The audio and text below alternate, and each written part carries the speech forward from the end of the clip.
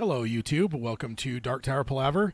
This is our Stephen King podcast and Dark Tower podcast, most of all, here on YouTube, where we are recording our live broadcast for our new episodes. So, my name is Tad. I'm Peter. And yeah, we're here for another roundtable. God, not that many left of the year. Yeah. The year is slowly dwindling away. I know, right? Like, it's just unreal how fast it goes sometimes. Yeah. All right. So we've got the old live chat. And of course, YouTube says there was people waiting, and then it just drops to 0 once we go live. That's lies. I'm here. Because YouTube is, of course, nonsense. Let's go ahead and I don't know. Let's maybe drop an emoji in the chat. Let's just just to prime the old pumps here. Stop it. Oh yeah. So I mean, of course, we always have to have emojis in the chat for Peter. Because Peter loves emojis. No, I don't. And look, there's another one, Robert. Thank you. Robert's telling you to stop, see? Yeah, with an emoji, though, so that's on the fence. That's there. a confusing signal. Yeah. I don't know whether to steal third or not, Coach. Hello, Carol. Welcome. Welcome back. Yeah. I mean, there was that one time you were with us a couple episodes back, and somebody called out that you were in here, and you hadn't mentioned anything, but then you were in here. They used the shine. Yeah. To find out. All right. But yeah, here for Roundtable 129. So let's go ahead and hit the intro and get started.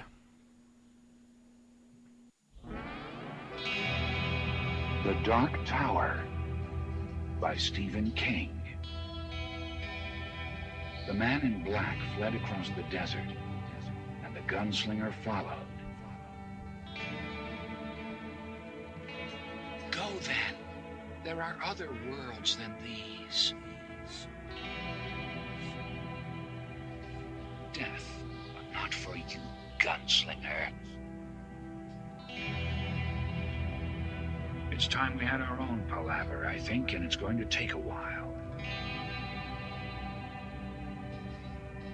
And yet, dauntless, the slug horn to my lips I set, and blew.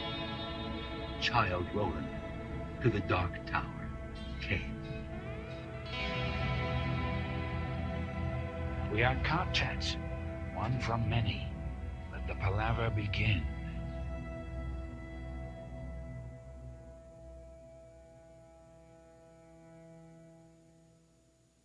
Hello and welcome to Dark Tower Palaver. This is our podcast covering Stephen King's magnum opus, The Dark Tower series. My name is Tad. And I'm Peter. And we're here for Roundtable number 129. And see, there's no symbols in the emojis, so I had to just put a monkey and then symbols in parentheses. Because Starting off the bat with a hashtag Tad is terrible for a symbol monkey. I mean, like, we're just going for, like, world records here now with you. Oh, man. I mean, that works. I'm actually surprised there isn't symbols. I just feel like they would make emojis for all instruments. But I guess, yeah, I'll have to let people use their imaginations for the symbol part of the symbol monkeys. So... but yeah, let's go ahead and hit the I knew I had something I didn't have open, and it is my intro stuff. Not that I shouldn't have it memorized by now, but first of all, we want to warn you guys about spoilers. This is a roundtable, so we will spoil things freely of the primary books of the Dark Tower series, all the books of the Dark Tower series, really. There may be some other minor spoilers. We've been exploring the Stephen King universe quite a bit in the last couple of years, so spoilers are kind of everywhere in terms of this, but I don't know. I don't think it's that big a deal because Mr. King has said many times that there really isn't such thing as spoilers in his mind because it's all about the journey and not the end. So, but we will have spoilers in this episode. So if you have not finished the books and don't want to be spoiled, stick to our book club episodes. Those we only have a small, very small, isolated section at the very end of the episodes that have spoilers. Everything else in those episodes is spoiler free. We stay where we're at in the books or before. We never jump ahead. So those are, I mean, we love doing those because it goes kind of, line by line, kind of go through everything, catch stuff that we may not ever get on a roundtable, some of the minutia, but also it opens up the opportunity for people that maybe aren't finished with the books to listen in on something. Next up, if you want to find us, you can find us on Apple Podcasting. You can stream us on Spotify or Stitcher, as well as any podcasting service. If you want to subscribe, rate, and review us on any of those, we'd appreciate that. And then over at, for our live streams, we do that at youtube.com/DarkTowerPalaver. You can join us live. We go every other week. On YouTube, we go live, but you can also watch older live streams, going back quite a ways. I always feel like, we've been doing YouTube for about a year now, but then I scroll back and realize I think we were on like Roundtable 80 or something in the 80s, I think, when we jumped onto YouTube. Really? So it's been a while. Yeah. So you can always go back and look at our old stuff, as well as we do try to get some shorter content, things like trailer reactions, stuff like that. We did a trailer reaction for Firestarter and for Mr. Harrigan's phone. I still haven't watched that. Yeah, I did. I enjoyed it. Did you? Yeah, I enjoyed it. I think some people were a little bit disappointed because they were expecting Stephen King. They were expecting it to be more direct horror, but it was a pretty straight adaptation of the novel or the short story. So, and the short story obviously wasn't necessarily your typical Stephen King things that go bump in the night. So, but yes, that find us on YouTube for those things as well. And then if you want to, if you are on the YouTube, like, subscribe, and ring the bell for notifications. For example, we had a scheduling issue, so we had to move this should have been an episode we did a week ago, but it got moved because of a scheduling thing. So we're actually here today, and then we'll be here a week from today for our next episode. So you can like, subscribe, and ring the bell for notifications is the most important part, because then if we do change things around, you'll get notifications when we're going live, or you can always jump into our channel and look. I usually try to have them scheduled out so you can kind of see what's coming and when they're coming. Then if you want to find the show notes, you can do that at darktowerpalaver.com, as well as not just the show notes for this episode, but there's all kinds of stuff like our questions for new listeners. There's all the show notes from all the previous episodes, and then all the links to everything Dark Tower Palaver is there. There's little icons on the right-hand side that will get you anywhere you need to be when it comes to Dark Tower. Then if you want to support us, you can do that at patreon.com/darktowerpalaver. And then if you want to contact us, Peter can let you know the ways to do that. Best way to reach us is darktowerpalaver@gmail.com. And then we have our social medias, which is Twitter is @DarkTowerPod. That's @DarkTowerPod. Our Facebook is facebook.com/DarkTowerPalaver. Instagram is DarkTowerPalaver, all one word, no spaces. And then check out our merchandise. It's tpublic.com/user/DarkTowerPalaver. There was a discussion in our Discord just a day or so ago. We found out that they have coffee mugs. Yeah. And someone, was it Josh that got... Oh, no, Josh was asking where they were. Yeah, someone, I guess I could point that out. If you are somebody that likes kind of more of the tumbler-style coffee mugs, if you're on our on the TeePublic, you actually have to go into coffee mug, like the normal coffee mug that anyone else, normal person would use, and there's an option to switch it over to... I think they call it like a travel mug, but I've always called them tumblers. But because I remember seeing it at one point, and then after it got pulled up on our in the Discord, like you mentioned, I was kind of like going to try to find it because somebody asked where that was found, and I was going to try to find a link, and I had a hell of a time finding it. Then when I finally found it, I'm like, oh, that's why. So if you are looking for a coffee tumbler, you can find that. Just click on the normal coffee mug, and then it's like a selector thing, kind of weird, but. Yes, find all that over there though. Yeah, it's under mug is what you click on, and then it has different options under that. Yeah, indeed. I got to call you out, Tad. Your phone just went off. No, it didn't. Yeah, it did. I heard the communicator noise. No. Oh, is it your computer? I don't know. Am I hearing things? Am I having a stroke? Maybe. Oh, yeah. I don't have any. Dude, there's a sale right now on TeePublic. Oh yeah, yeah. So perfect time to go over. Save 20% for the next 9 hours and 52 minutes. So T-shirts are only a coffee mug's $11, a travel mug's $20, and then T-shirts are $14. Yeah, $14 yeah, for right with now. the sales. So yeah, yes. Ooh. Give me a new #Tad is terrible shirt. Slanderous shirts. All right. Let's see. That is it for the announcements. Let's go ahead and actually, one other thing I want to cover on the announcements is we're actually changing a little bit about this show, and what we're going to start doing, at least until things necessitate a change. We're actually going to be going to every other for our roundtable to book club ratio. So next episode, a week from now, technically would have been a roundtable, but it will actually be book club part 20 for the Wasteland. So until maybe a Mike Flanagan Dark Tower series were announced, and we obviously have a lot more to talk about. We're going to do it every other, but we'll always have the freedom to swap that out back to like more roundtables if need be. But for now, we're really excited about kind of where we're at in the Wastelands, and we want to hit some more book club stuff. So rather than 2 roundtables to every book club, it'll now be every other episode until something changes that may necessitate such things to maybe be rebalanced. So. Okay, so let's go ahead and jump on in here. We've been away for a minute because, like I said, I guess this episode's technically 1 week late. And then on top of that, the last episode we did was a book club. So roundtable-wise, it's been a minute. It's been almost a month. Yeah, that's usually how it ends up working, even without an episode moving. But then an episode moving makes it a week longer. But yes, it's been a minute since we've been here, so some of the news goes back a little ways. One of them actually may have slipped by me, but not for long. So we are covering it in this one. It is actually the very first one, obviously, because as of right now, I do things in order. I have actually thought about changing it up and actually kind of, I don't know, like, what do you call that? Like producing in a way to where, like, do it by maybe story, whatever, rather than in chronological order, which is how I've always done it. So, this one may not make a lot of sense right off the top here, but it's the headline is The Midnight Club gives rising star, horror star, Igby Rigney more to chew on. And this is by Nick Romano from Entertainment Weekly on September 21st, 2022. And so Igby Rigney, that is a fun name to say if I'm saying it right, I hope, this is the first line I'm pulling out here, has finally joined the Stephen King bandwagon. The 22-year-old actor is racing through the Dark Tower series at the moment and has made it to the last entry, The Wind Through the Keyhole. Audiobooks are just about all that get him through his bumper-to-bumper life in Los Angeles as a Los Angeles commuter. A new experience for the trooper who is used to riding Metro North trains from his home in Westchester, New York to Manhattan for auditions. Yeah, that'd be a much different thing, going from like all that, just public transit on the East Coast and then moving to LA with famous LA traffic. That would be quite the change. Especially like the distance in between.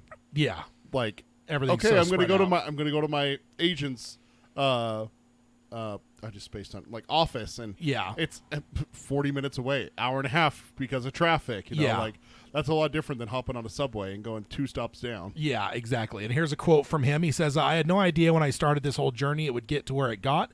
Rigney said of the Dark Tower saga, which isn't that just a perfect thing to say about the Dark Tower series? I had no idea when I started this whole journey it would get to where it got. Is that not just they should just put that on the cover just as a quote. Because let's be honest, who started that? Let's just say you even got through the first book. Who would think at that moment that, like, hey, at some point I'm going to run into Stephen King in these books? Yeah. And in 1 minute, Roland's going to be in a skyscraper in New York City talking to, just like normal New York people. Like, it gets pretty nutty. And then he goes on and says, "I love the driving because I get to finish my book so much quicker. But that's really the only upside of being stuck in traffic for hours at a time." And then this is the interesting part for me. It says he has Mike Flanagan, who cast Rigney as the young Warren Flynn, one of the only characters to survive the terrors of the 2021 Netflix miniseries Midnight Mass. Mm-hmm. He was the main character's younger brother. Yeah, in Midnight Mass. To thank for his King appreciation, the filmmaker has adapted to some of the author's works for the screen in the past, Dr. Sleep and Gerald's Game, and regularly turns to the horror maestro for inspiration, which Midnight Mass could be pointed out there as inspired by King. I mean, yeah, if there's anything that's as Stephen King without actually having anything to do with Stephen King than Midnight Mass, I don't know what it would be. Like Stranger Things? I think Midnight Mass beats it, man. You think so? I mean, Stranger Things, like... Dude, that like embodies it. Like the kids going on the quest to save their friend and stuff like that. That's... I mean, you have 4 boys. Okay, the body. Yeah. You have one of them go missing, and they're trying to save him from an alternate dimension monster. Yeah. Small, desolate New England town besieged by some sort of spookery. You've got evil religious people. I mean, we need religious people? Dude, that's like a King staple. There's no evil religious people in Jerusalem's Lot. No, but Miss Sylvia Pittston, one of your favorite characters, Mrs. Carmody, Carrie White's mom. I mean, You got a point. yeah, you got a because point. we talked about that when we talked about The Stand about a year or so ago, that Mother Abigail is a very, very unique character because she's one of the few religious people that are not portrayed in a negative fashion. Like even Father Callahan, who's supposed he's to a be failed- like one of the heroes, Yeah. he's a failed priest. He's Yeah. not a successful priest and a good priest and everything Yeah. like that. Yeah, and I don't know. It's just so I'm just saying as you go through Midnight Mass, dude, the whole thing just feels like Stephen King. Yeah. It was kind of like when I read Nosferatu by Joe Hill. I kept having to like remind myself, like, hey, dude, you're not reading Stephen King right now, and I did the same thing with Midnight Mass. And it says Flanagan's relationship with Rigney has since extended to this year's new Netflix series, The Midnight Club, which I still need to start, which gives the actor a more starring role, and the impending The Fall of the House of Usher, in which Rigby tackles the works of Edgar Allan Poe in a new setting. So he's also going to be in the next series with him. So he's now been in 3 straight. So it sounds like he's catching on in the old Flanagan realm. What's his name? Henry Thomas. That Yeah. is in like everything. And his wife as well is Yeah. in. But we just realized while doing Dr. Sleep for the Patreon, Dr. Sleep he doesn't have his wife in there. Yeah. And that is so weird because she's just in everything that he does. So it was very weird to realize, like, holy shit, he didn't put his wife in there. Yeah. She must have been busy. Yeah, she must have been busy because she is supremely talented. So, some people are kind of get into the whole nepotism thing, and they always cast like, a friend or a family or whatever. And sometimes you just kind of roll your eyes. But I never am that way with Kate Siegel because she is incredible. She always does a killer job. And then it goes on here and says their own book club, which includes actress Kate Siegel, Flanagan's wife and muse, is flourishing. So there's a book club with Kate Siegel and Mike Flanagan and this young actor here. How does one become a part of said book club? Do I have to move to California or? I mean, not that I don't enjoy our book clubs, Ted. I'll still do them just via, video chat. And then a quote here, it says he talks about Stephen King all the time. Rigney remarked on Flanagan, "I just decided to go all in, and now I'm obsessed." So that's very, I don't know. We could all relate to that, right? Yeah. And then another one here, quote, "I remember watching Igby's audition for Midnight Mass and thinking this kid's going to be a star," Flanagan writes. "He was vulnerable, honest, and authentic, and I recall being struck by how effortless it seemed. There's an ease at how he approaches his work and his life, and that is very rare. He's one of the most earnest actors I've ever worked with. I knew about 2 weeks into Midnight Mass that we'd want to work with Igby again. And it was a no-brainer to plug him in as Kevin in the Midnight Club. I think Igby is bound for great things, and I'm grateful to have been a stop along the path. And I hope to work with him many more times." So that's all I took from the article, but I had to just pause here because Mr. Rigney here is 22 years old. Eddie. I know where you're going with this. You psychic bit. Yeah, I know. Yeah, I know. yeah. I know. I mean, what do you think? Because it's funny because I pulled up his IMDb, but it was like a picture from like a couple years closer to probably Midnight Mass, and I had that in the slideshow, but I'm like, God, he looks so young. And then as I was going through this article, looking at the pictures, I saw this picture, and I'm like, oh, okay, that's a more modern picture. And yeah, absolutely could be Eddie. Yeah. Oh yeah.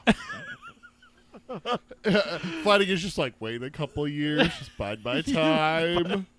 Yep, indeed. So I don't know. It's just a thought, and I don't know what everyone else in the chat thinks, but I found it was at least interesting that Flanagan has him reading Stephen King. It mentions the Dark Tower as one of the things he read. And I don't know. I'm not going to speculate and say that maybe Flanagan told him, hey, read these Dark Tower books. But I'm not going to not say that. Yeah, no kidding. Oh man, I mean, yeah, it's interesting because you mentioned Henry Thomas as well. Flanagan does kind of have his go-tos. Also, Barry the Chunk from Dr. Sleep, that actor has been in most of Flanagan's stuff too, because he was the guy whose dog was poisoned in Midnight Mass. Yeah, and he was in. Who was he? He was in Midnight, or he was in Haunting a Hill House as well. Wasn't he the caretaker? Like the yeah, guy? the parent, the two. There was the husband and wife. I think he was. So yeah, I just feel like Flanagan is one that definitely likes to work with similar people. So it definitely makes you wonder if Flanagan were to do a Dark Tower series, which of course we all want, it would be interesting to see. We're just have to go through and just dreamcast those 4. those regulars. I mean, he's Eddie. That's Yeah, not even a question. The- He's like the literally, perfect Eddie's age. like 23, isn't he? Eddie is 23. So this kid's pretty much dead nuts on the right age. Now Henry Thomas, that's another question there. I think Kate, if you want to get her in early, I think you could have her be oh god, I just blanked on her name. In Tall. Alice? Yeah. Yeah. Could do her, because the thing is I don't know that there's a role for her that would be ongoing, really. Like that Susan. No, she's too old for Susan. yeah, she's too old for, and I don't know if he would start at the flashback stuff. So even if he did use her, of course she's too old. But even if she did, it would be, I don't know, seasons in before you finally saw her. Now you could always go against type and make her Cordelia Delgado. Good. I mean, she's such a lovable character and everything else. I could not imagine her. She's a No, great if you actor, wanna go- if so you I'm wanna sure go- she'd be. Go full bore and just make her Rhea. let's go balls to the wall, like just throw everything that we know about him casting his wife and everything like that out the window and just have her cast as Rhea. Yeah. That's just oof. She could be cast as Mayor Thorin's wife. Yeah. And yeah, there are certain roles they can do for her. They could find some stuff in the Kala for her as well. I just think that, there is no role for her, though, that isn't very contained. Mm-hmm. There's no branching role that would carry her through a chunk of the series. There is no white female character that goes through the series. No, yeah, exactly. And even Henry Thomas, I don't know. No, I got it. Roland's mother. Flashbacks and everything with Roland's mother. You have them periodically throughout the thing, and if you really want to play up Rhea having Roland kill his mother, absolutely, that's what you do. Have it where she's constantly on his mind and stuff like that. Kind of the Joker. Yeah, like the Thomas and Martha Wayne for Batman and everything. No, like I that. mean the Joker in terms of appearing and talking to Roland. I was thinking this is his, his moment in Crime Alley where he's it affects him and it help shape who he is. Yeah, you could do that. I mean, I think there's a number of good roles for her, and I think Henry Thomas is the same way. Where do you put him? I mean, he doesn't He'd really. Be a great. The Collas is one that instantly comes to mind. He'd be a great Tia Jaffords. Yeah. Is it Tia? No, Tia's the wife. Tia and Jaffords. Yeah. The husband, the one that is enough. Fuck this. We got to stand up. You know? Yeah. He'd be a good there. I mean, he's borderline Father Callahan age. So I don't know about that, but borderline. Yeah, I mean, considering that Max von Sydow was in his 40s when he played the old priest in The Exorcist, Father Marin, I think you can always age people up. That's easy to do. Aging them down, I still don't think Hollywood has that down. They're trying, but they still don't have it very well. But now aging people up that's just like makeup, special effects, you know. But I mean, Anthony Hopkins looked great in Red Dragon, so. I mean that was years ago too. So yeah, that was almost 20 years ago, sir. And I'm saying he looked great. So yeah, you got to blur your eyes a little bit not to realize he's older in that than he was in Silence of the Lambs. I mean, but they didn't even try. I don't think they even tried to he's do not anything. that old though, is he? No, but he compared to what he was in 1990 when they filmed Silence of the Lambs, though, versus 2000 something that they filmed. No, Henry Thomas. Oh, I think he's probably in his 50s. Yeah, it's would be perfect my age guess, to or play maybe Father 40s. Callahan. Yeah, you could play Father Callahan. I don't. He looks 40s, I think. Whether Father he's in Callahan's not young. What are you thinking? What? Father Callahan's not young. No, I know. You wouldn't have to de-age. No, I know. Henry Thomas No, to I'm play just Father saying you could always age him up to being Father Callahan. Yeah. It's aging people down that is a hard thing to do. I'm just saying that anecdotally that making people. I thought you were saying it wouldn't work as Father Callahan because they have to de-age him. I'm like, wait. No, I'm saying. What are you talking No, about? I'm saying it could work because aging people up is easy. That's something they've been able to do for 50 years. Now, aging people down, on the other hand, that's some hard shit to do. It seems like it's. Welcome, Max. Thanks for joining us.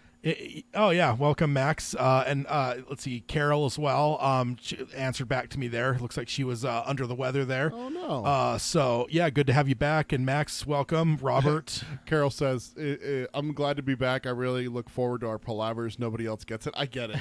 I love hearing that we're like the only way for people to have someone to talk to about the Dark Tower. Because, dude, I don't know what I would do if I didn't have you to talk to. My wife has never read them and everything. I can't talk to her about them. Now, what we need to hope for is a Flanagan series exactly that then hits as big as Game of Thrones. Because imagine what being a Game of Thrones fan in 1990 or 2001 was like versus what it is now, right?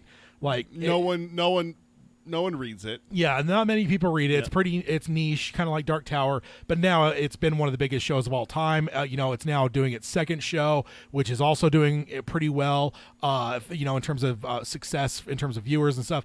And so, obviously, if you're a fan of that series, you have a lot of people you can talk to about it. Dark Tower, we're not there yet, but hopefully, Mr. Flanagan can fix that. Putting it into the universe. We're putting it out up there to Gan. And, come on, Flanagan. And Flag. No, stop that. Stop that. And we got to talk about him. We got to talk about him. I just stopped you right in your tracks there. I love that. No, you stop. What flag slander are you bringing? I'm not talking about slander, sir. This is facts here. Is that I read Eyes of the Dragon. Yeah. And I'll tell you right now, that book changes everything. Flag is absolutely evil. There is no redeeming quality about him, and you can't say shit until you read that. I'm holding that one off because it's my last really big Flag thing. It's just like I love the show Hannibal that that they did on NBC a decade or so ago. But I still haven't watched the third season, and the third season is Red Dragon, which is my favorite book of that series. Second Red Dragon reference in this episode already. But that's my favorite book in the whole Hannibal Lecter series. But I can't watch that third season because the second I do, it's over. So, yeah, I know. So I have watched the first two seasons, and every once in a while I'm like, I should go back and watch and restart it, watch the whole thing, and then carry it all the way through to the end of the third season.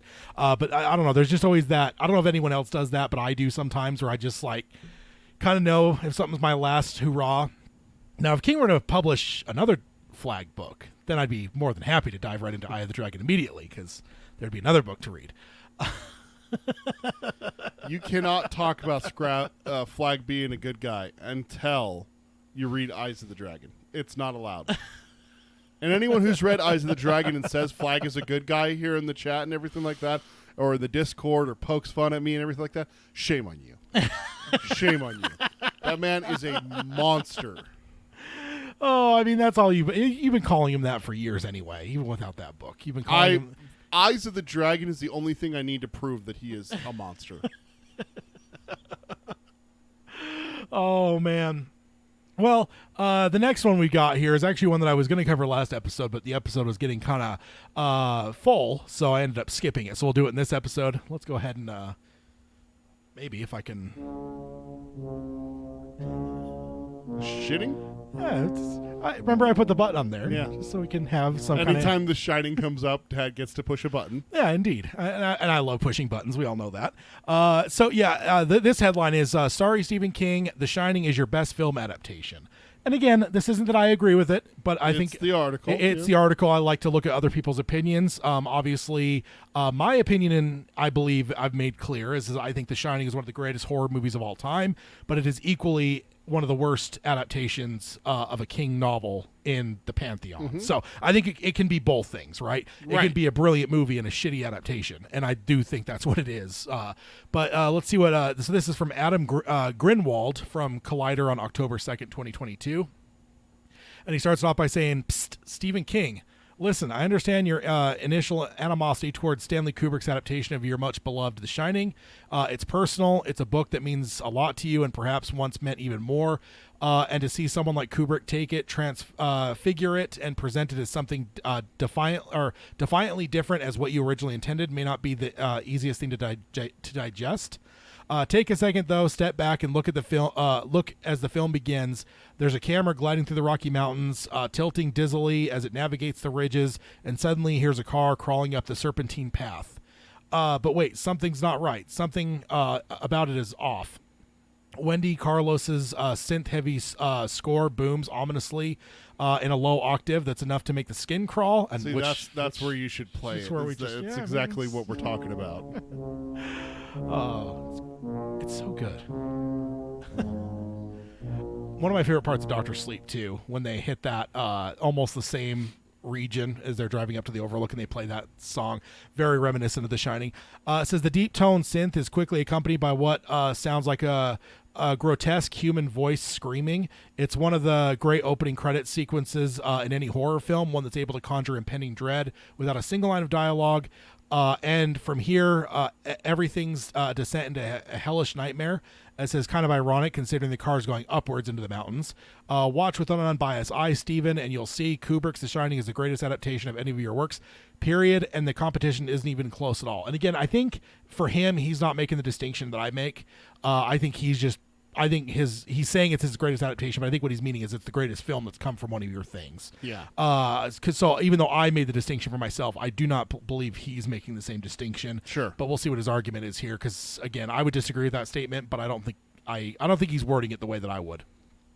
He says, drawing inspiration from King's own struggles with his own substance abuse, as well as a particularly eerie real-life stay at the Colorado's own Stanley Hotel, which is somewhere that Peter and I will be here within a year or so. Do we have to? Going live from the Stanley Hotel, room 217. It'll be a great podcast, sir. You know it. You know it to be true. And then it says, renamed The Overlook in the novel and the film. The Shining is a thematically rich novel that is understandably close to King's heart. The book served as a kind of exorcism of King's personal demons on this matter, a confession of his occasional feelings of animosity towards his children. It's a personal, self-reflective novel. An epic tragedy about the man's fall from grace into an inescapable pit of despair and violence. Still, though, Kubrick's adaptation of the film is the single best adaptation of King's work and certainly the most artistically accomplished. Again, I would say it's not a good adaptation, but yes, artistically accomplished. It's hard to argue that any era is artfully done as The Shining. Like it's a masterpiece in terms. It's almost like a painting on screen. Like, and also one of the most atypical horror films in the sense that there's no darkness a lot of times. Everything's well lit. I know I had you watch Midsummer, and that was obviously one that I felt replicated that in some way. But outside of those, man, you're hard up to find horror movies that don't rely on darkness and shadow and that kind of stuff. So, I mean, The Exorcist happens a lot at night. Yeah, but it doesn't use necessarily like darkness, like not a something lot creeping around and stuff like that. No, yeah. There's the other possession when movies she's do, going up yeah. in the attic, looking for the mouse. It's dark there. Also, one of my favorite small scenes is when she comes in and the lights are flickering in the kitchen and you see that spooky face in the darkness. But no, you're right. There isn't a lot. It doesn't necessarily play with darkness the way that most people would, but it is a lot of dark in that movie. It says Brian De Palma's Carrie is sentimental in all the right ways. A show-stopping performance from Sissy Spacek. As vulnerable as it is terrifying. Stand By Me excellently shows the pain of losing one's youthful innocence at the crossroads of adolescence. Frank Darabont struck gold with a duo of King adaptations. I would say a trio. The Green Mile and The Shawshank Redemption.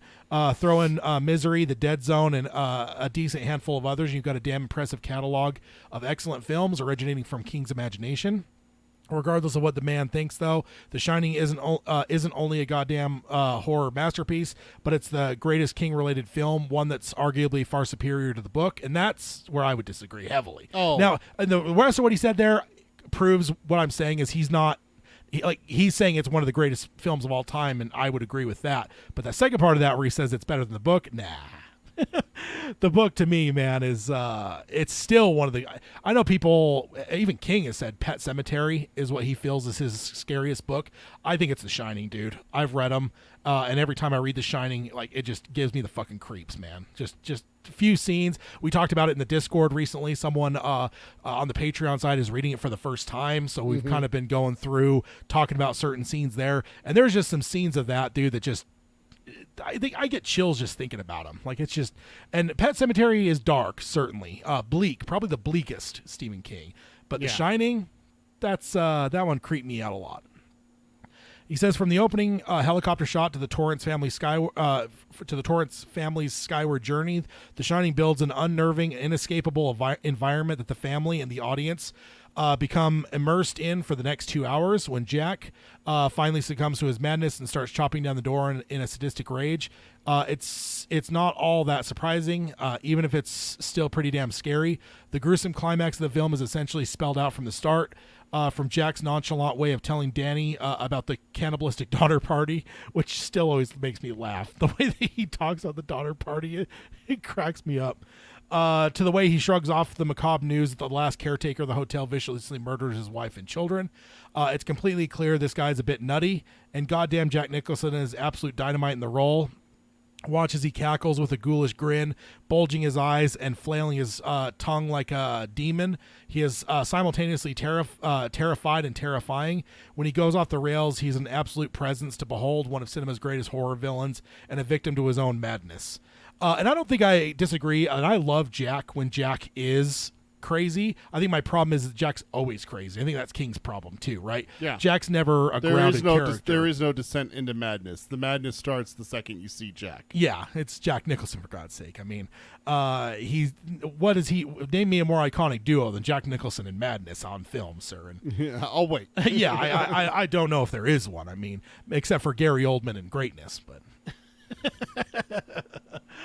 Says not enough credit can possibly go to Shelley Duvall or Danny Lloyd, whose performances are as intensely oppressive as Nicholson's.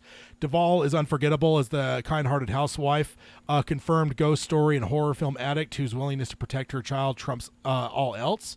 Her hysterical horror is contagious, and she erupts into tears at the psychotic breakdown of her malevolent husband. It's hard not to share the feeling. Lloyd too exudes a genuine terror with his wide-eyed jaw-dropped expressions. Yes, and he obviously does a great job. Still, one of my favorite trivia bits is he didn't know it was a horror movie until the premiere. Yeah. And then he goes on. What perhaps is most instantly memorable about The Shining, though, is the way that it looks. God, just look at the way that movie looks. Kubrick, always the perfectionist, made damn sure to make this thing look as good as any other film. Unwilling to sacrifice aesthetic in favor of horror. If popular horror was often considered to be artistically inferior to the dramatic works, The Shining proved that a good artful film could also be scary as hell. It could look good, sound good, and be as impressive on all fronts as the work from any other genre. Essentially, every shot in the film is exquisitely framed, with many of them utilizing Kubrick's signature eye for photographic symmetry. When Jack ascends the stairs, grasping wildly in the air towards Wendy, the film cuts back and forth between the centered shots of the two characters. Really, the vast majority of the film is placed at the center of the frame, and Kubrick's sharp eye for clean, crisp images carries over to The Shining with fantastic results. And one of my favorites is the hallway scenes with the steady cam. Like, I mean, The Dark Tower mentions that even, Eddie Dean throwing a wrench in all of our minds by referring to a Stephen King adaptation in a Stephen King novel. He mentions a movie that used Steadicam, and he mentions The Shining, but he never says that The Shining is written by Stephen King. Don't get technical with me. I'm just saying, it's true. In his world, it may not be Stephen King. It may not be Stephen King that wrote it. Because he's not in our world. It may have been Joe Hill. It may have been Tabitha. It may have been you. Yeah, because he isn't in our world. That's right. That is true. We figure out that he is not from our Earth. Yeah. So, I'm just pointing that out. I've always kind of true. kept that one where it's like, well, Eddie points out Stephen King, and it's like, he points out The Shining. He never says The Shining by Stephen King. Yeah. For all we know, The Shining is an original movie that's not based off of a book. Oh man. In a universe of multiple realities and stuff like that. Yeah, no, it's no, you're correct. Certainly. It says the whole thing is a wash in dark, brooding color tones. Red being the most prevalent. I will say that red bathroom was one of my favorite film sets of all time, by the way. Yeah. I don't know if I've ever been to a bathroom at Target, but I hope they look like that bathroom. I don't think they do. I think they're just white. God, what a fucking wasted opportunity. The film's color palette crafts a foreboding environment, from the burgundy-hued clothing to the all-red bathroom in which see, there it goes. The all-red bathroom in which Jack decides to murder his family. Also, the editing. So much of the So much of successfully creating terror and tension relies on film's editing, and The Shining is a glorious example of how to do it right. The quick cuts between Danny and the horrified psychic visions that he's now experiencing, utilizing age-old methods of cinematic editing to fantastic effects. Later, when Jack chases after Danny, the action cuts back and forth to Wendy's paranoid encounters as she searches the hotel for Danny. Of course, the one scene there, of course, too, we all know from the novel its context, but all the non-readers are always thrown off by the love scene there with the dog costumed character. But I always love anytime The Shining's being talked about, and I could tell it's non-readers because I always just wait for them to talk about that because it just disturbs people. It says, watch the way the camera moves, and Jack takes an axe to the bathroom door. With a swift, fluid movement, the camera follows his backswing and then keeps following the axe head digging into the wood. The intensity of the action is heightened by Kubrick's camera remaining focused on the axe, making the audience slightly travel along swing. Earlier, when Danny rides around the hotel's hallway on his tricycle, Kubrick showcases the pivotal usage of Steadicam to follow the boy's journey through the labyrinth hallways. He leads the camera along the short, artful elegance, with a short, artful elegance that one wouldn't ever expect from a horror film. The camera glides seemingly endless hallways like a specter. It moves fluidly and almost in an unworldly manner. All of it soundtracked by some seriously hellish music compositions that are as tasteful as they are terrifying. I will point out, though, let's just not pretend that, horror suddenly got elevated in the 80s, because I will say in 1978, John Carpenter was making a film that was very artfully done, and in fact used Steadicam right off the bat in the first scene. Yep. So, but I get his point, though. I mean, you do watch a lot of horror, and it is very, especially back in the old days, it was just, horror didn't try as hard. I think there was always a thought that horror was just kind of, I don't know, like, I don't know how to explain it in the modern day. Because back in the old days, like, horror was just kind of tied in with, like, comics. Like, it's just something for kids that were 6 years old, and that was all it was for, And it was like, horror was things like Tarantula Man and stuff like that. None of it was like The Exorcist and stuff like that. So, my wife and I watched Friday the 13th. The original. Yeah. Okay. She claims she's never seen it. I swore we've watched it before, but she's never seen that. She's never seen the Texas Chainsaw Massacres. Oh yeah, it's a 73 for that one. The remake or the original. the 7 and 8 remakes they've done now. Yeah. She's also never seen Nightmare on Elm Street, and she's just like, I've seen. I just bought the box set for that, actually. Oh, interesting. I may have to borrow that. But she's seen all the memes online and the GIFs and the stories of, Johnny Depp had the most blood used in a scene until later and everything like that. And then it's like, so we watched it last night, and afterwards we got done, and I go, what'd you think? And she goes, it was definitely an 80s horror film. And I'm like, what do you mean by that? And she goes, well, I mean, it was okay, but the acting was, ugh. And I was like, so exactly what you're talking about, literally an example from last night. That's what people think of 80s horror. Yeah. So. Yeah, exactly. Yeah, I just bought the Freddy box set because I don't think I've watched anything except for the first 3 in at least 25 years. So there's part of me that's like, you know what? I'm going to buy a damn box set, and I'm going to go through and watch all the Freddys for the first time since fucking Hollywood Video in the 90s. So are they that bad? Yeah, it's like, I don't know. We'll see. We'll see, especially when it gets a little meta later on, and Freddy is going after the filmmakers that are no longer making Freddy movies because the only way to make sure his existence goes on is more movies. So. Yeah. Kind of want to revisit that one a little bit specifically, but I'll watch them all and just to see how they are. It was always my least favorite of the big 3, but I do want to revisit it now as an adult because I was either a preteen or a teen the last time I watched all of them. It goes on here. The Shining is a cryptic, often baffling mystery of a film whose interpretation is drenched in ambiguity. It has many continuity errors. A chair inexplicably disappears between shots in a scene where Wendy interrupts Jack's writing, which I can't say I've ever actually noticed that. No. The hypnotizing pattern of the carpet suddenly changes directions between shots when the toy ball rolls towards Danny. Again, I don't think I've ever noticed Good Lord. that. Which ironically serves as a testament to Kubrick's insatiably sense of perfectionism. There are minor bits that tend to be overlooked by those without a keen eye for detail, but there are instances of discontinuity serve to further disorient the viewer. They manipulate the film's reality, whether they're consciously noticed by the viewer or not, and help to build an unsettling, eerie ambience to the film that it exists in. that Kubrick and Johnson chose not to explain every plot point helps make the film much more indescribably odd and uncomfortable. We just talked about the dog costume. I always forget that guy's name from the book, but like there's that. They took some small things out of the book and then threw them in there without any context, and it does make it very very odd. And they do a good job of that. You know, another one that did that is Hereditary. Yeah. And you've watched Hereditary. Mm-hmm. I think in Hereditary, for me, what I loved about it was swear there was times they were framing shots to make you uncomfortable. You know, it's like, cool, you got a family at a dinner table. Generally, how would you frame that? You'd frame it, they're kind of in the middle of the frame. Mm-hmm. But this one, they didn't. They would like get it to where the table is barely in frame. And it's like, if that camera moved a cinch over, you wouldn't see the table anymore. And it just makes you feel uncomfortable because it's like, it shouldn't be right there. I think there's one, I think it's a fireplace in the background or like a picture or something like that. And you got your frame. And so you're like, hey, put the fireplace, like right in the middle of the frame. You're going to have it just like centered and everything like that. No, like cuts it like it's like off-centered so much. It's just like mildly infuriating kind of thing. And it's something but that's they do it on purpose, right? Yeah, to upset you. And that dinner scene, like I think the rest of the frame, they're on the far side. The rest of it's like a mostly dark house, including a little dollhouse. And you're just like, what's over there? Which is always comforting.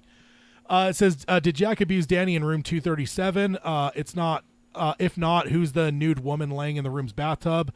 What's the deal with because that's the other thing is all these things that we know from the book, those are never explained in the movie. What's the deal with the filleting dog costume person who stops what they're doing just long enough to give a chilling glance at Wendy's direction as she passed by? Yeah. And the ending. The ending. What's the meaning of Jack showing up in the photograph from July 4th, 1921? None of these questions are outright answered in the film. Kubrick offers some potential clues: a ghostly pair of twins, an alluded to set of matches, a haunting photograph, and so much more. The fact that the film is baffling doesn't diminish its poetry; it enhances it. How you interpret The Shining may depend on who you are, how you're seeing things, what emotional baggage you carry with you. It could be a tale of domestic abuse, isolation, normalcy, banality, or something more sinister and paranormal. The film is a puzzle that demands to be solved, and one that after 40 years is still sparking lively debates and analysis. And I can't argue any of that. I really just think that where this guy's coming from is he's kind of giving credit to The Shining for being one of the greatest horror movies of all time, and I'm never going to take that away from it. I love The Shining. In fact, when I read The Shining for the first time, it was Stephen King, but I pretty much had seen the movie 10, 15 times at that point in my life. So I was going into that book expecting what I saw in film. So, yes, I can't poo-poo the film in terms of as a film. It's just a matter of I don't think it's a good adaptation. After I read the book, I realized, like, holy shit, this is, like, incredible. And that's why I'm still saying today I want a new adaptation of it, because I want to see what King wrote on screen, at a top level, by a top-level filmmaker. Because, yes, there was one in 97, but I don't know. That one... it's made for TV in the 90s. That's exactly what I was trying to say. Made for TV in the 90s. Let's be perfectly honest. It Chapter 1 and It Chapter 2. I hate that they're not named Chapter 1 and Chapter 2. It still bothers me. You could theoretically say it is, because I always forget. When the credits, right before the credits roll, it says It Chapter 1. Oh, it does? Okay, yes. So It Chapter 1 and It Chapter 2 are better than the 90s miniseries.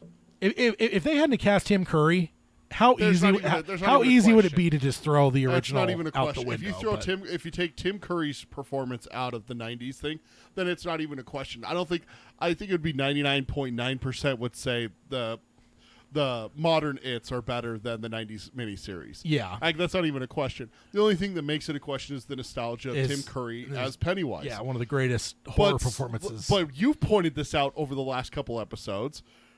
When we see it referenced now, it's Skarsgård. It's not Pennywise anymore. Yeah. He has taken over that mantle of Yes. Evil clown, Yes. Skarsgård. Yeah. Killer clown, Skarsgård. And he now has the Simpsons and he now has the Simpsons episode where they chose Skarsgård's look over Tim Curry's. Yep. I mean, that's dude.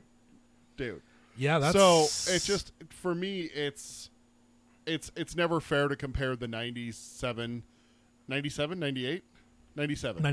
97 Shining and be like, "Oh, see how terrible it was compared to how do you space? I want to say Frank Darabont. That's not Kubrick. Right. Kubrick's. Yeah. Kubrick's Shining. It's like, well, yeah, okay, but What would have happened if we had given Darabont a chance? Yeah. Give him it in 2001 and let him remake The Shining his way, Stephen King's way, and everything. Is there more to the article? Because I have thoughts on this. I've been doing some research. I've been biding my time. I don't want to. Yeah, a little cut bit. in the middle. He's almost done. He says there are a few horror films as iconic as The Shining. The film's images have escaped the boundaries of the film itself, going on to become replicated many times and times through popular culture and being spoofed and alluded to by all share of film and television programs, even inspiring one of the best Treehouse of Horror segments of The Simpsons, which, is there any debate? Odd. The blood usually gets off on the third floor. Yeah. I mean, yes, it is one of the greatest Treehouse of Horrors. So Urge much to kill, rising. rising, falling. So much of what makes The Shining an unforgettable horror film is entirely unique to the adaptation that can't be found in King's original novel. Yes, I think I get what he's saying there. A lot of what we love about The Shining movie is not in the book, and I've learned that when I read it for the first time as a freaking 12-year-old kid. But I think that King's horror is so much different that you need to give it credit. I don't know that he's necessarily giving it the credit, because like now, when I was 12, I was a little bit disappointed by The Shining, I'll admit, because again, the Kubrick film was ingrained. I knew every frame of that movie by age 12. But as an adult now, like reading the novel, I'm just like, that's why I've been like damn near jumping on this damn table and jumping up and down for the last couple of years going, I want a new adaptation of The fucking Shining, because I want to see one of these fucking master horror film guys. I know Flanagan won't do it now, because I think with Flanagan, the way he did Dr. Sleep, I don't think he would ever want to touch The Shining, because he kind of tied the two together in a way. But he would be undoing his own work. Yeah, exactly.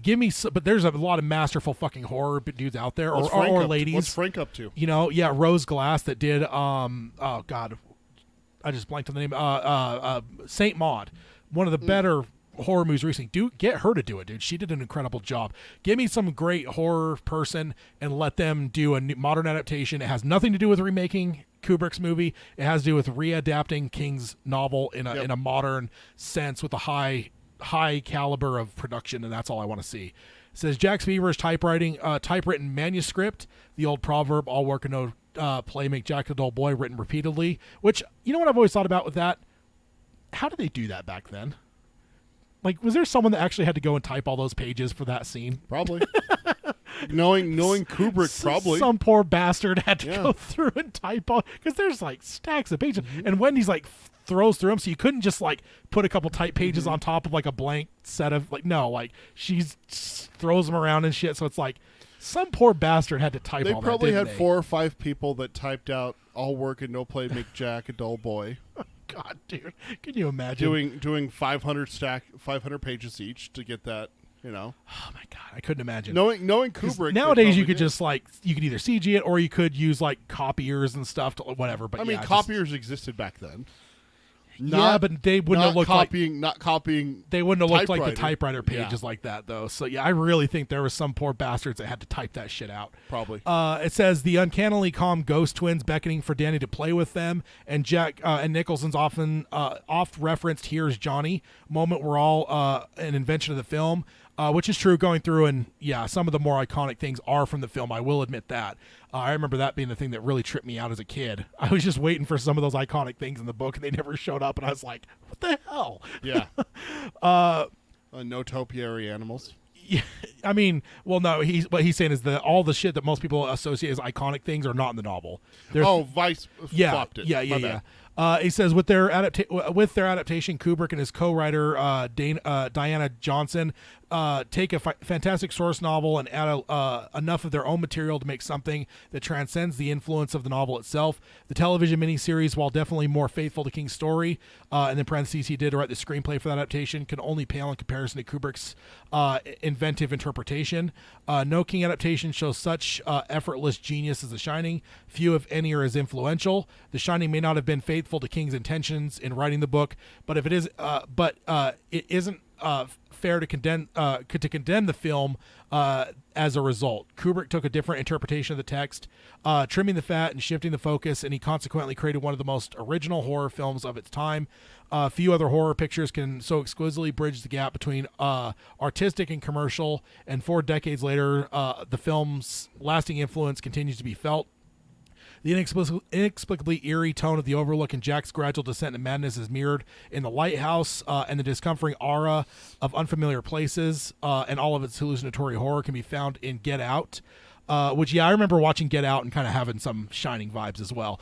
I still haven't seen that. Yeah, you should. That's a good one. Kubrick and company may not have made what you intended, dear Steven, but it's all the better for it. So like I said, I kind of get where he's coming from, and here at the end, I think he kind of gives some props to the book. Calls it a great novel and stuff. But yeah, and again, when he compares like the '97 one to Kubrick's, again, I don't think that's fair because Kubrick did his thing, yes, and I agree. Actually, I'm okay with filmmakers doing their own thing at times. That's the right decision to make. I mean, Darabont, we worship at the altar of Darabont on this podcast, and we know that one of the 3 Darabont movies, he took some liberties. And it's all the better for it. So I kind of get where he's coming from. I think that, I don't know. I just don't think he's making the argument necessarily. I don't know. I feel like he's just conflating two things. He's conflating the greatness of The Shining, and then, I don't know, trying to argue it towards Stevie that, I don't know, that it deserves to be a thing. But I don't think you're ever going to convince King, because I think the thing is with it, because King's had a lot of bad adaptations over the years. We all know this. Why is The Shining the one that he fixates on? It's because the personal shit, right? Mm-hmm. And so I just don't think you're ever going to fix that, really. You're never going to get over that with King.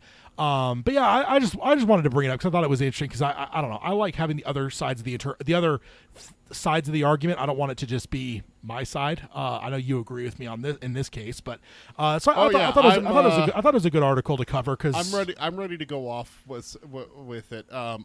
He's wrong. He's wrong. There's a case that can be made that The Shining is one of the greatest horror movies of all time, but there's absolutely no reason to say that The Shining is the greatest Stephen King adaptation of all time.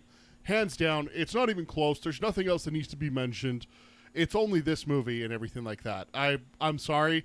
I'm going to make the case for 2 movies right off the bat. The Green Mile and Shawshank Redemption are both better movies. In my opinion, I don't think that it's a question for Shawshank. So I just did some gathering. The Shining has an 8.4 out of 10 rating with 1 million reviews on IMDb. On Rotten Tomatoes, it has an 82% tomato meter, which is the critics, and a 93% audience score. 101 reviews by critics and 250,000 plus rating by audience. The Green Mile is 8.6 with 1.3 million views on IMDb and a 79% tomato meter, so review critics are harsher, but a 94% audience score with 250,000 plus ratings, 136 on that. The Shawshank Redemption is a 9.3 on IMDb, 91% tomato meter, and 98% audience score. It's not even close. The Shawshank Redemption is the greatest film adaptation from a Stephen King work. It's not close. It's not. Yeah, The Shining may be the best pure horror film to come from King's adaptation, but that's not the way he worded that. He said, this is the greatest King adaptation from your work, period. Stop being a bugger about it. Stop whining and everything like that, basically. And I take exception to that, because I feel like what he's doing is he's being exclusive to looking at horror films. The entire article, he's talking about horror films and everything like that. He talks about the cinematography and how it pertains to a horror film. Well, let's talk about the story of The Shawshank Redemption. The story of The Shawshank Redemption is one of the greatest stories ever put to film. And it's not it's not debatable. It's on every single major top list. AFI Top 100 list of all time has The Shawshank Redemption on it, and The Shining is not on it. So yeah, but for me, horror doesn't get credit by critics. There was actually a horror filmmaker recently that blasted critics and just said, "Hey, fuck all y'all. Nobody should listen to critics when it comes to horror, because all they ever do is shit on horror." So I understand, and that's why I wanted to point out that on Rotten Tomato, The Shining technically does have higher ratings than The Green Mile on the tomato meter side, on the critic side. Really? It absolutely does. Because remember, we've discussed it that The Shining actually had shitty reviews when it first came out. Mm-hmm. So I'm surprised because Rotten Tomatoes actually does go all the way back. Yep. Like they go back to like published. The Green Mile has a 79. I'll read it again. The Green Mile has a 79% tomato meter, which is the critics' reviews. 136 reviews. The Shining is reviewed 101 times, so a little bit less, but still a sizable quantity, and has an 82%. But the audience score is that where it's fans. Yeah, and that's the new stuff. That's only the time that Tomato's been around. It beats out The Shining by 1%, 94 to 93. Yeah. But to completely just ignore the Shawshank Redemption in the question, because it's a horror film, and so that's all we're going to talk about. And I understand you. We both understand. Yeah. It's not just you, but we both understand that horror gets shit on when it comes to critic reviews. Yeah. But this is us talking here. I'm sorry, Shawshank Redemption's a better picture. It's shot better, the story's better, it flows better, the acting's better, everything about the Shawshank Redemption. If you put up the major categories of what makes a film good, I'm going to check every box for Shawshank Redemption versus The Shining, and it's not close. I can't compare the two personally just because it's apples to oranges a little bit when it comes to Shining versus Shawshank. I get where you're coming from, but for me, as a film guy, I get this all the time where people ask me to compare two things. I'm just like, how do you compare those? Like, to me, you've told me that before. Like drama versus horror. Like, God, that's just. It's hard for me. I asked Tad. There was one time you asked for me to make my top 10 of all time movies. I'm just you told me no. Eventually, I told you to fuck off. I tried, I really did, but I eventually got to a point where I can't. Like, because again, how do I compare The Shining to Shawshank? As just as an example, same idea that happened. So what I ended up doing, do you remember? I ended up getting like all the genres. I made a top 10 of each genre. Because like which is more work for you, but I appreciate the fact that you did it. Yeah, because that's easier to do for me. Because like if I'm just comparing westerns to westerns, I can compare that. That's easy. They're all westerns. They're all, in the same genre. They're all trying essentially to convey the same thing. They all have different stories, different themes, but like whatever. Horror movies. They're all horror movies. Like I can compare those, but I have a really hard time crossing genre lines. That's just a me thing. But no, I get what you're saying for sure. And like I said, overall, I kind of figured I would disagree with this guy going in, but I figured I can give him, I don't know, give a highlight on the article because I mean, and again, everyone's entitled to their opinion, but him at the beginning is what really kind of set me off, is that King's not allowed to have his opinion about it. I mean, it's his work. He wrote The Shining, for God's sakes. That really kind of irks me, is where it's like, you need to just get over your hatred of this. It's actually a brilliant film. It's like, is it though? I mean, is it though? I mean, ultimately it comes down to when you look at it from King's perspective, with what it could be. I mean, that's like someone coming to you and saying, well, get over that The Dark Tower wasn't as good as it could be. Yeah, it's still a good film. I think where I come from also is art subjective, so we all have different views on it. I don't think that there's anyone that could be objectively right or wrong on any of this stuff because it's art, right? So like he can believe that and be right in his mind because it's art, right? You're not wrong on it. It's just. But that's my main problem with this article, is that he is entitled absolutely to his opinion, but he does not have the right to tell Stephen King what to think. Oh yeah, and that's my main problem, is that and my opinion, Shawshank Redemption and The Green Mile are better than The Shining, and I'll throw it out there. I think The Mist might be a better horror film than The Shining. I don't know, dude. I love The Mist. The greatest ending in horror film history, arguably cinema history. I was gonna say I'd drop horror off there, man. I think The Mist can be considered one of the greatest endings of all time, man. It is. Now, there are some people that absolutely loathe that ending. Oh, well, I loathe it because I'm a father and I know how terrible it is and everything like that. But is it a fantastic ending to a movie? Absolutely. And me, like the outsider, I watch it with people just to drink their tears. Yeah. That's why you still watch reaction videos for it, dude, whenever you feel like it. Yeah, you get that craving. You've told me about this. You get that craving, and you're just like, I want to watch reaction videos. I'm like, do you find any new Mist ones? It's just like I know what he looks for: The Mist, The Exorcist, and there's one other one. Airplane. Those are the ones that you always look for people to be watching for their first time, especially people with like Airplane, with just like the silly comedy of it. Yeah. Also, I will say I've seen some Shawshank ones, and I always love the Brooks part just to Oh, see yeah. how people react to that, because it just Yeah. it destroys people, dude. Oh, it That's does. just like Kano from MK1, just heart ripped, you know. So, yeah, no, I don't know. I thought it was a fun thing here. Carol's Thank you, cheering you Carol. on. I just read her 2 messages. Thank you. Max makes a good point. Misery is an example of a great film and a great adaptation. I agree with you guys on this one. The Shining is a great film, but it's not a good adaptation. It's definitely not better than the book. No, it's not. And like I said, I again, it's all subjective, but for me, I could see where some people might prefer the film to the book. But me, I just think the book's so much richer for me. I just like I said, and terrifying. I think that even as a child watching The Shining, it spooked me on some stuff. And I'm not going to say I had the same, like, you can't scare me like I do now. Like, but when I was a kid, no, yeah, shit scared me as a kid.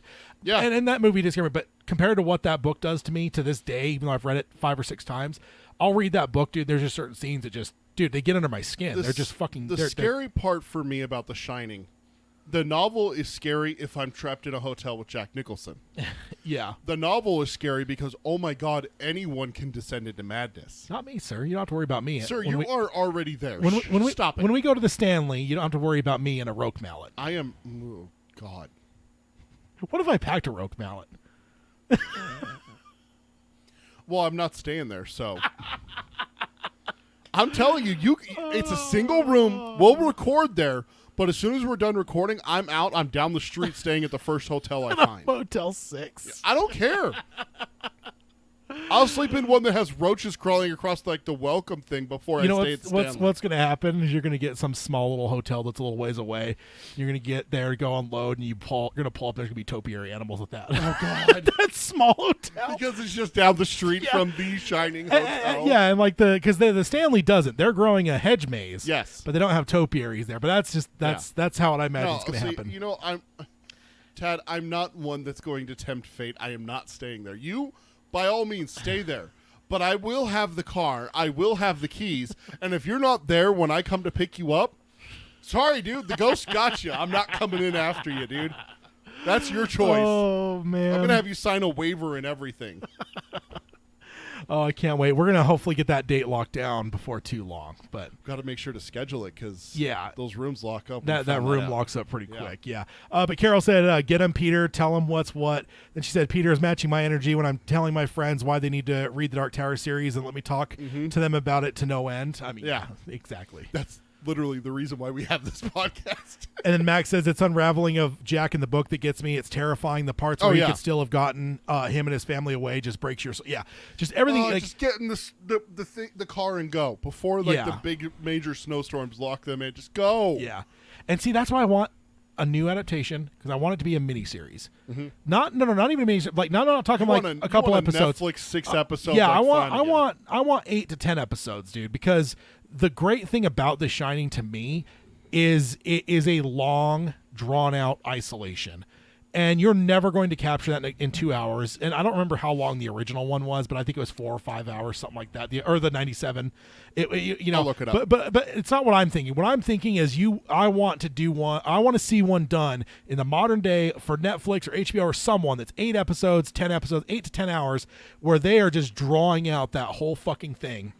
And slowly letting Jack, fall into the investigation of the shit that's happened at the hotel, as all the shit goes kind of awry around him. That's what I want to see. I don't know. And I select calendar instead of calculator. I'm trying to figure out how long it is. Oh yeah, it's definitely long-ish, but not like massively. 4.5 hours. Yeah, exactly. So it's 273 minutes.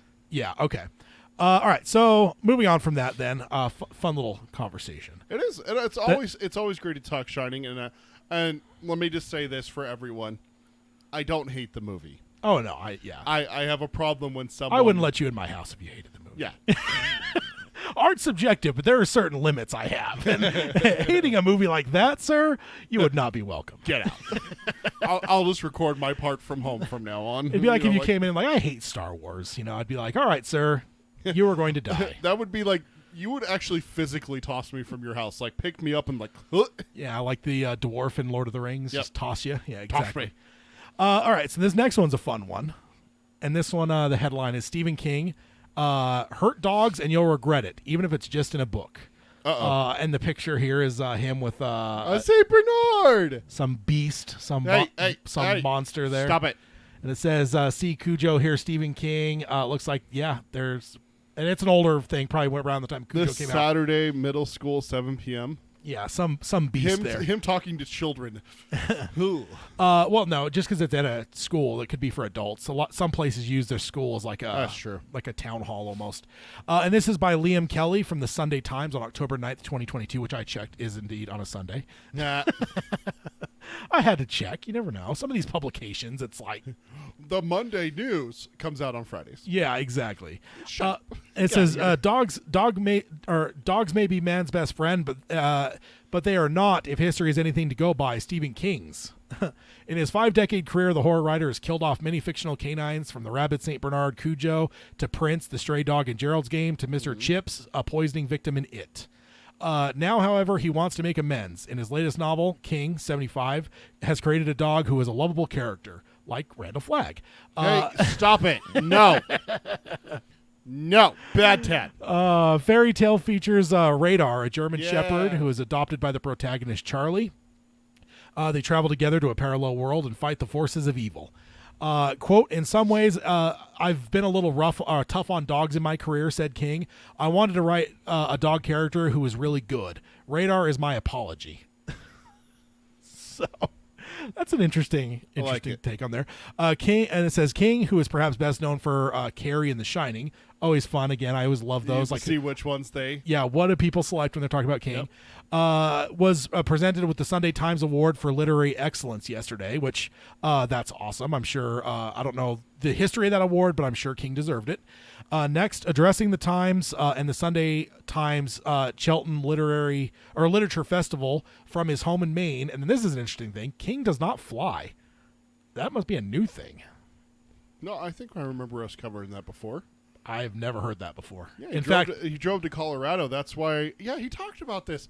That's why the drive in Dr. Sleep talks about seeing the Rockies again. Because on one Conan O'Brien episode, he talked about he thought he was going to die because he sat down in a plane and then a fucking Ronald McDonald sat next to him. Oh my god! And really? then started there's a whole thing on that. I'm gonna look this. I swore he's talked about this before. I've never heard that. I've never heard it, but because.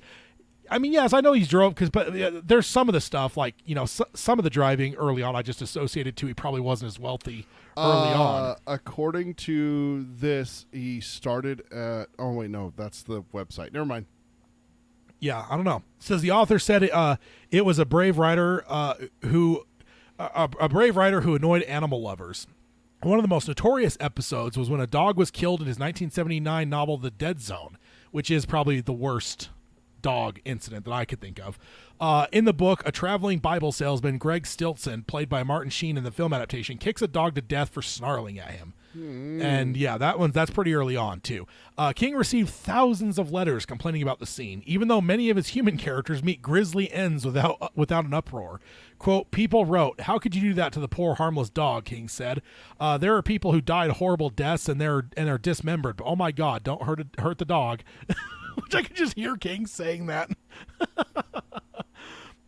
And it says he's had a real-life run-in with dogs. In 1999, he was hit by a van while walking along the road and seriously injured. The van's driver, Brian Smith, claimed that his Rottweiler, Bullet, had distracted him by trying to eat meat from a cool box on the seat.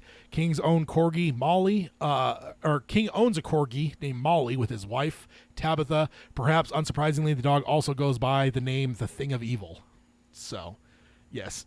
So just a fun little recap on dogs, kind of tied in a little bit with Fairy Tale by the fact that Radar's there. But yeah, King and dogs, that's not a. I mean, hell, even Kojak goes through quite a fucking ordeal in the Stand. So yeah, dogs and King, not very safe. I found an article from the New York Times in 2017 talking about. Oh yeah, Carol. We covered that too. Thank you, Carol. He said he was on a plane when the woman told him that she thought Carrie was trash.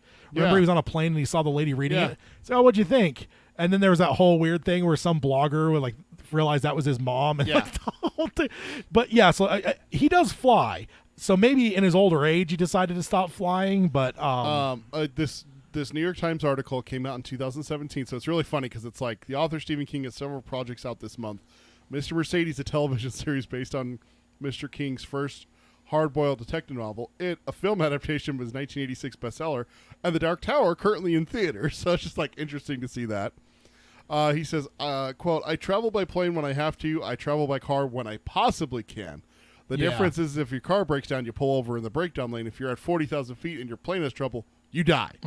I feel more in control when I'm driving than when I'm flying. You hope that the pilot won't have a brain embolism and die at the controls. So pretty extreme, but yeah, it looks like. But then here, this is the part. So it's a preference, not necessarily like it's not an absolute. It's not an absolute. It's not what like it's, John what Madden. It says. Yeah, John Madden would not. He had a bus that he used to ride around. Yeah. This is funny because a couple paragraphs out it says vacation for him means wintering in Florida.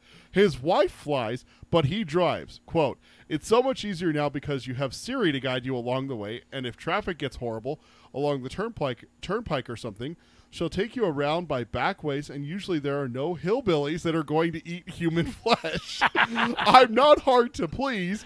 Give me a motel somewhere. Give me a motel room somewhere near the interstate with a chair out front where you can sit and read a book, and I'm as happy as can be. Well, but it's just interesting that he talks about hillbillies eating flesh. Like, this is Stephen King, isn't it? Like, he always talks about stuff like that. Oh, my gosh. Yeah, that's awesome. So that's just a fun little article I wanted to cover because, and, of course, the beast there. And stop slandering my St. Bernards. Next one is an interesting one. The Stephen King book that hasn't been adapted, but would make a great movie, according to King himself. Max says he should read his own book about evil cars or both of them.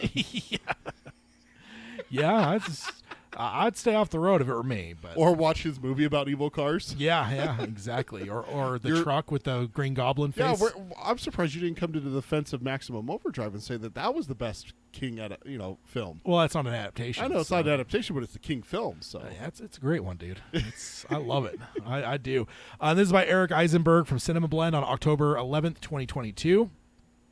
And it says, while it's true that more than 90 of Stephen King's film and television adaptations have been produced and released since the mid-'70s, which I'd say that's the early 70s, because 72 was the first one, I think. Carrie? Yeah, Carrie, I believe. Or am I thinking the book? That's when the book. The film came out in 76. Okay, yeah, never mind. I'm wrong then. 74 was the book, so never mind. I'm incorrect on the dates there. The wild additional truth is that not every King book has been given a live action treatment. Some projects are announced but are never able to escape development hell, and other works don't even get that far. Like I will say, one that's not been in development that I know of is The Monkey. Monkey? Where's the monkey? Nope, stop it. That could be a fucking feature film. Easy. It's a short story, but that could be a feature film without even fucking trying. No, thank you. Yeah. Stop it. Nope. One novel that fits into this category is the 1995 Rose Madder. And the author seems to think that that's a shame because he thinks it could be the source material for, quote, a great movie. With the latest Stephen King adaptation, Mr. Harrigan's Phone, hitting Netflix this past week, the author was interviewed by Tadum, let's see, which I'm not sure what that is, and asked about the books that have not been optioned. And he says, I don't think anybody's ever optioned Rose Madder, which I thought would have made a great movie. So that's a direct quote from King. Have you read Rose Madder? No, that's actually on my list. I went through right as we were starting and made a list of which ones I have not read, because I'm getting down into the under 20. Oh, yeah. I'm at 18 now, and Rose Madder is. Oh, okay. Okay. Says Stephen King is a tad mistaken in his memory here. HBO actually optioned the book back in 1996, and a decade later, Asaf Bernstein tried to develop a movie version. But there is a bigger point here, though. Rose Madder has not yet been made into a movie, and the author thinks that Hollywood is missing out. The book centers on Rosie Daniels, who, after 14 years of being trapped in an abusive relationship, decides to flee from her police officer husband. She travels to the Midwest in hopes of starting a new life for herself, and does, but in the very unexpected way. When she pawns her wedding ring, she trades it for a painting of a woman in a Rose Madder gown, and she ends up discovering it functions as a magical portal, which Oh boy, Yeah, that's very Kingian there. that's right up our alley. Yeah, admittedly, Stephen King hasn't always been the most kind to Rose Madder as part of his bibliography. He writes about the novel in his must-read nonfiction book on writing, which was released in 2000, aka 5 years later. And this is a quote from On Writing. He says, I've written plotted novels, but the results in books like Insomnia and Rose Madder have not particularly been inspiring. These are, much as I'd hate to admit it, stiff, trying too hard novels. Which that's interesting to hear King be critical of his own. I mean, I've read Insomnia and I enjoyed it. I mean, I just have a problem with the audiobook. yeah, I mean, you can't hold that against him. It says, of course, it's absolutely possible that Stephen King's perception on Rose Madder has shifted in the 22 years since writing On Writing. Upon further reflection, perhaps his criticism has softened. His quote make it sound like he thinks that Rose Madder movie will never happen. But there's plenty of history to suggest that he shouldn't give up hope. 27 years is adamantly a long time between books and publication and an adaptation. But sometimes things end up working out. For example, Mike Flanagan made Gerald's Game 25 years after the eponymous novel hit store shelves, and now the Netflix original is regarded as one of Stephen King's best movies of all time. And I've never heard that stated that way before, but I can't argue it. It's really good. Yeah, it really is. I just reread that again too. Yeah, I haven't read it yet. I need to read that If one. you read it, you should read Dolores Claiborne. You should read those two back to back. Yeah, kind of like I just did with Needful Things and Dark Mm-hmm. Half. I didn't realize that those two were connected. Yeah. I think we talked about this, but yeah, I like full on like, wait, they're that connected? I was like, oh shit. Oh, okay. So I read Dolores Claiborne, and that instantly led me into, now I got to go read Gerald's Game again. Interesting. And it had been enough is it- time too. Claiborne then? They're interchangeable actually. Okay, How it works out, they are actually interchangeable. Okay, So- because I read Dark Half, and that inspired me to Needful Things, and that was the right order. But doing those in reverse, you're technically going out of order of like events. Like, Yeah, it's not critical which one. okay, You read. interesting. Yeah, it's kind of an interesting. I can't explain it without spoiling some Yeah. parts of it. Yeah. So now we've got a fun one. Oh boy, it's never good when Tad says fun one because there's a 33% chance that it's something fun for him but terrible for me, a 33% chance that it's something really fun for both of us, or it's a 33% chance it's a terrible news and Tad's just enjoying my pain. Yeah, that sounds about accurate. Yeah. This one is Mike Flanagan talking about The Dark Tower. Oh no. IGN interviewed him on October 26, 2022. Uh-huh. And I decided, since it was a video, let's We're get gonna some listen to sound bites. In fact, I've got a little Mike Flanagan button. You got a Flanagan button on. Yes, Okay. I made a little Flanagan button. So let's go ahead and listen to the first clip here. They've got 3 different clips. And then we could react to each of them in between as we go through here. But let's listen to the first one from Mr. Flanagan. Okay. As a tower junkie, I would be remiss if I did not tell you that I absolutely caught that illustrated gunslinger book that Dusty has. Well done. Can you just talk to me for a second about why you keep coming back to that damn tower? And oh God, like, can we just talk about what a Mike Flanagan Dark Tower movie would look like? Can we just do that for like 1 second? Yeah, of course. Look, I have that conversation with myself every day. It's my dream project, and I keep coming back to it because I can't. It has its own gravity. I can't get too far away from it for too long. Nothing would be a bigger honor or make me happier in my career than to be able to work on that. So that's the first clip. Ah!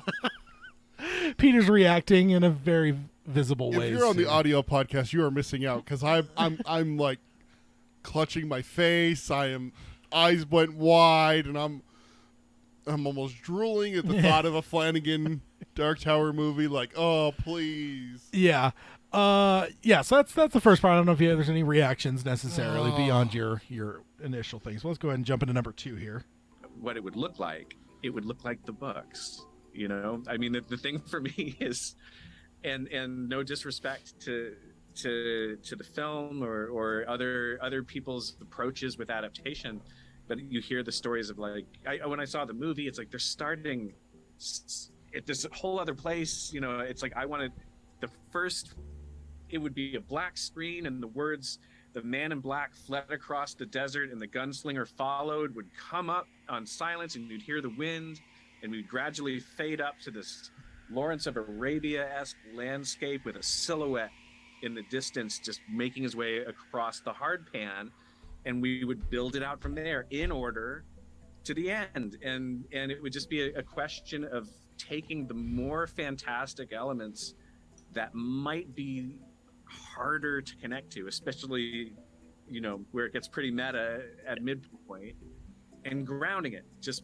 pulling it in. But otherwise the characters are who they are, the arc is what it is. And I think the way not to do the Dark Tower is to try to turn it into something else, to try to make it Star Wars or make it Lord of the Rings. Like, it's what it is. What it is perfect. It's just as exciting as all of those things and just as immersive. And it's I cut him off there, but yeah, that's just because there's he kind of So thoughts. That's there? a discussion. He obviously wants to cut out the king part. He says too meta and everything. Oh, he just said ground it. I don't. Well, he said pull it back. Yeah, and he said call it back. Yeah, but yeah. Let's talk about what that means. Then, is that there are parts, and he's like, there's a part in the middle where it gets too meta. Okay. I don't know if he says. He just says where it gets meta, we just got to ground it. He's exactly. Not saying So, King's gonna get cut out. I think King would be on board with that as well. There's some other parts. I think Nikolai said that actually when the movie was happening is that they were one of the things that King told him is he didn't want himself in it, but I think you got to reject King on that, man. He's wrong. That needs to be in there. No, it doesn't need to be in there. It doesn't does. need to be in there. That's as Dark Tower as the fucking ending to me. That is quintessential Dark Tower. No, you and can make the best, Dark Tower really good without having that. I don't think so. Yeah. I think that's so much about what this is. Like, I'm not going to say that doesn't define the Dark Tower. That's not even like top 10 for defining things of the Dark Tower. Oh, I think I think it's top 5. No. Easy, man. Mm-hmm. Yeah, I think like, I don't know. I think I think it's too much. I don't think you could take that out. Now, grounding it, whatever, fine. But I don't think that he would necessarily, because he just said do it just like the book. So like, I think that where you're taking it is a little bit further than what I think he's actually trying to convey personally. But in terms of what he means by grounding it, I don't know. That'd be. I think it may take out a little bit of like the fantastical elements that make the Dark Tower hard to adapt. Whereas we've talked about a gunslinger, Drawing of the Three, and Wastelands. Now is he talking about King? Because other meta things like Doctor Doom holding a lightsaber, throwing a Harry Potter thing, is kind of. He does say middle. Yeah. And King stuff is toward the end. So maybe, I mean, the Wolves of the Kala don't have to have a lightsaber and look like Doctor Doom or throw snitches. And you legally probably would have a hard time getting away with that. Unless you're on HBO. You know, I mean, they own Harry Potter. But not Star Wars and Marvel. That's true. But, I mean, they still could have snitches. Yeah, I mean, that. And I do want to see someone blown up by one of those. They could just have grenades, dude. I mean, they don't have to be snitches, you know? Yeah. Snitches? And snitches? I don't know. Yeah, I don't know. You don't know. It could be those things he's talking about, too, because in meta, in terms of, like, you're getting kind of outside of and it's like suddenly, like, there's Star Wars shit and Marvel shit and Harry Potter shit. And, I don't know. Yeah. I don't know. Interesting. Let's go ahead to the third one here and listen to the last bit of this here. It's a story about a tiny group of people. And all the odds in the whole world are against them, and they come together. It's like, as long as it's that, it'll be fine, and there won't be a dry eye in the house. Is it a series? Is it a franchise of feature films? You know, I don't know. It's all of those things. It's none of them. It would be my Everest to do that, but nothing would make me happier. And God, I hope there's a chance. I really do. We're all pulling for you, and I think if we can take 3 Spider-Men in one movie, we can take we can take Father Callahan from the 70 Salem's Lot, walking in. Absolutely. I think we can do that. We're there. We're there. Horror fans are there.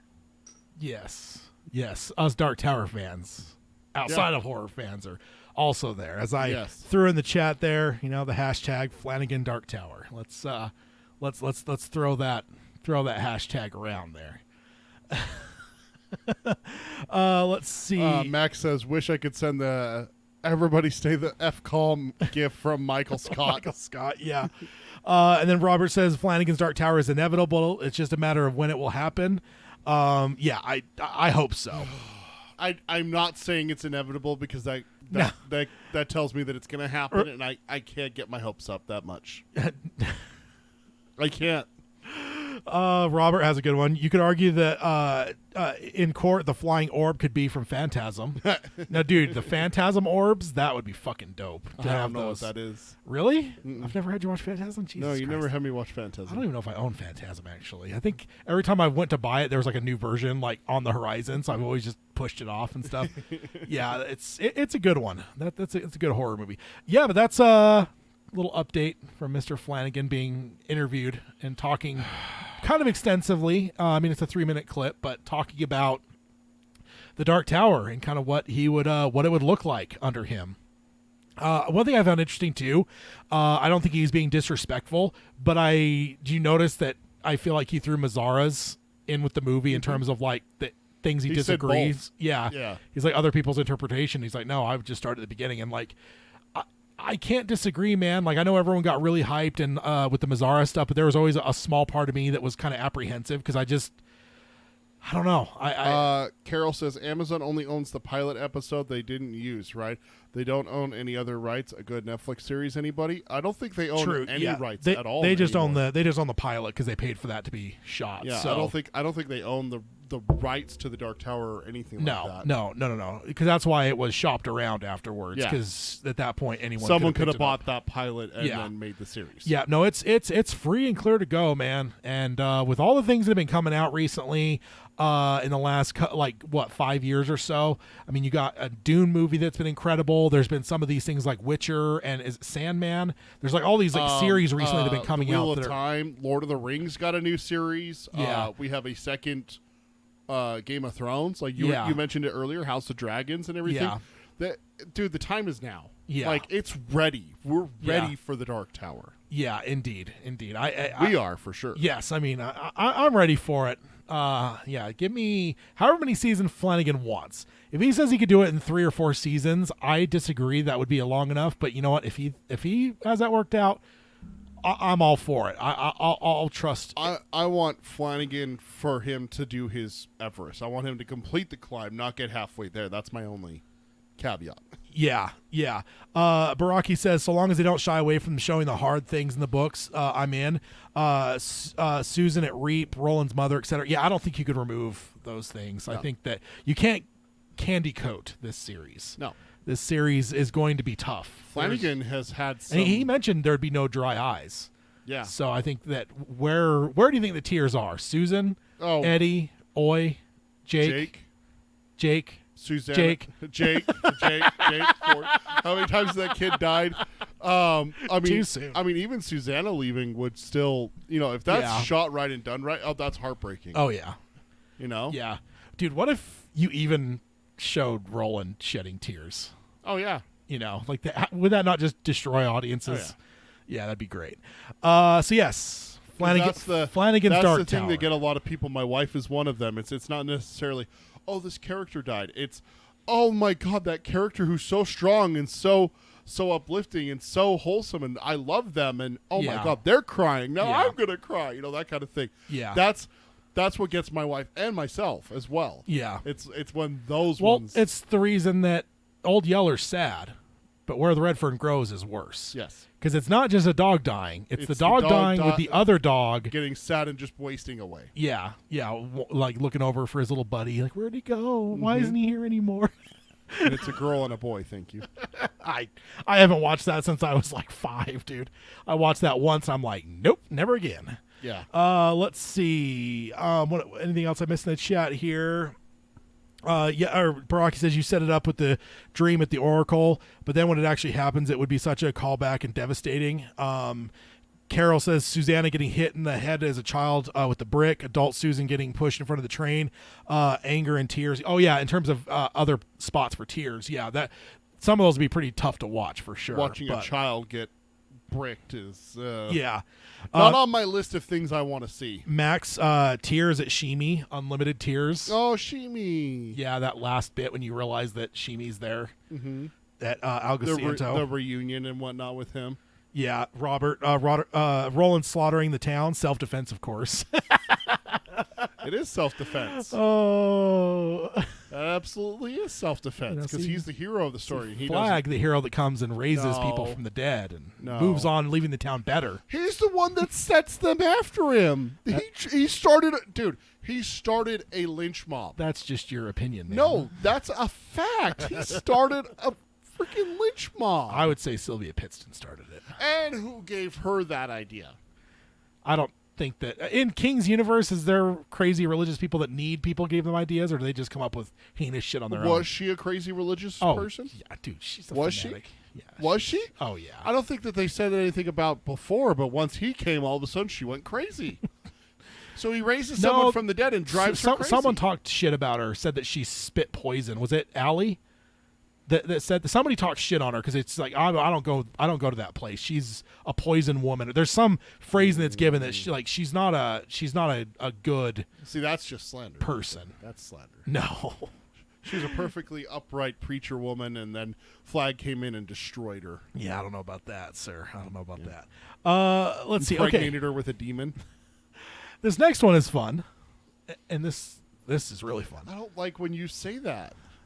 So this one is titled 10 Stephen King books that need to be adapted into games. Oh, there we go. And this is from Daphne Ma. Super King Cart.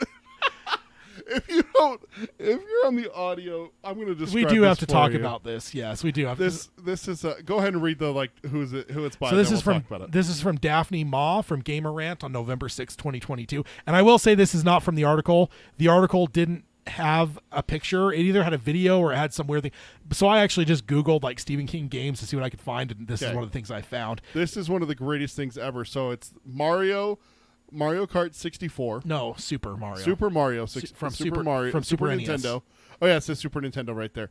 Yeah, so Super Nintendo, like the very first Mario Kart. Yeah. So we got The Shining. There's an axe in someone's head. And that's in the back there. That's Danny, right? Danny's on the left In the back. on the tricycle. Yeah. Then you got Arnold from Running Man is the guy with the axe in his head with the yellow Oh, jumpsuit. okay. Yep. And then who else you You see got here? Cujo right Yeah, there. the Beast Stop it. Roland's up front riding Blaine. riding Blaine With yeah. an evil, sadistic grin on its face. Actually, no, he's riding Charlie. Oh Not- yeah, not Blaine, that would be Charlie. Yeah. which is a nice happy train, not an evil train. Pennywise is in the storm train. So it says "Welcome to Maine." The way life should be. And then, Quartet rated KA is the Yeah. ESRB. you rating. got Wendy riding the Snowcat. Oh, is that Wendy? Yeah, Wendy. Oh, the she's got the Snowcat. knife. Yeah. And then is that Annie Wilkes? I think behind Roland there, in the Bronco. You think that's Annie? I think it might be Annie. She doesn't have a sledgehammer. Yeah, I still think it might be her. And then you got Christine. The you got guy, you got a Langoliers reference up top with the airplane. the going. airplane going through like a black hole. Yeah, but it's very stylized, Is that like a the f- original Are Mario those Kart. fish in the tree in between the Running Man and the guy in the top hat? I don't know, maybe. Who's the guy in the top hat? Gage. Oh, Gage Creed. from, it talks about Pet how, Sematary? yeah, it talks about how he's buried in that, and also that's the truck that killed him that he's riding in there. oh my god. Oh wow! What's that the isn't- book? if that There's a isn't- book down there next to Roland. What is that? I'm not sure. I can't zoom in. I didn't zoom in on that or the pages off to the side or anything. Enhance. But yeah, fun stuff. Fun little thing here. But yeah, let's go ahead and dive into this. It's definitely fun. It says the King of Horror has given fans a lot of books to read, and a lot of both small and big screen adaptations to watch. But what Stephen King hasn't given fans are games. There are only very few games out there made based on his books, and all of them lack good reviews. I don't think any of them have ever been good. It's always just been like those like shitty ET spin off for the movie game, like things like that have ever been done for his stuff. Never anything good. But one of his novels could become a masterpiece if developers put in the work and the endless hours, days, and years into them. Because the universe and his characters that King creates are truly unmatchable. So what I wanted to do with this one is 0 to 10. Okay. 0, I would never play that. Okay. To 10, hook it to my veins. Okay. So just as we go through it, for everyone in the chat, especially if you're gamers, I know not everyone's gamers, but everyone's 0 to 10, and I have it on the screen on the next we both slides. are gamers, so Yeah. So the first one, I don't really have to even ask, but the Dark Tower. 10. Says, as King himself has said multiple times, the Dark Tower books are his magnum opus, and for good reason. The 8 novels feature some of the most beloved characters in literature in a vast universe that runs parallel with others and intertwines with it. This epic adventure features some utterly memorable quotes. Go then, there are other worlds than these. A massive world full of endless possibilities and interesting enemies of various difficulties. It could either become a single-player RPG in the style of The Witcher 3 or a walking simulator. And it says, in parentheses, with a lot of chapters, that's for sure, or whatever else the developers choose to do with it. In reality, it doesn't even have to have Roland as the main hero on it. It could be a whole new experience in that universe with a player whose character is going through their own adventure. So there's infinite possibilities. Dude, let me be a random gunslinger. Let me create my own guy, and then go on Pre-fall. a mission with Cuthbert. Yeah, pre-fall. Absolutely. Max says 11. Baraki says 11. Carol says 19.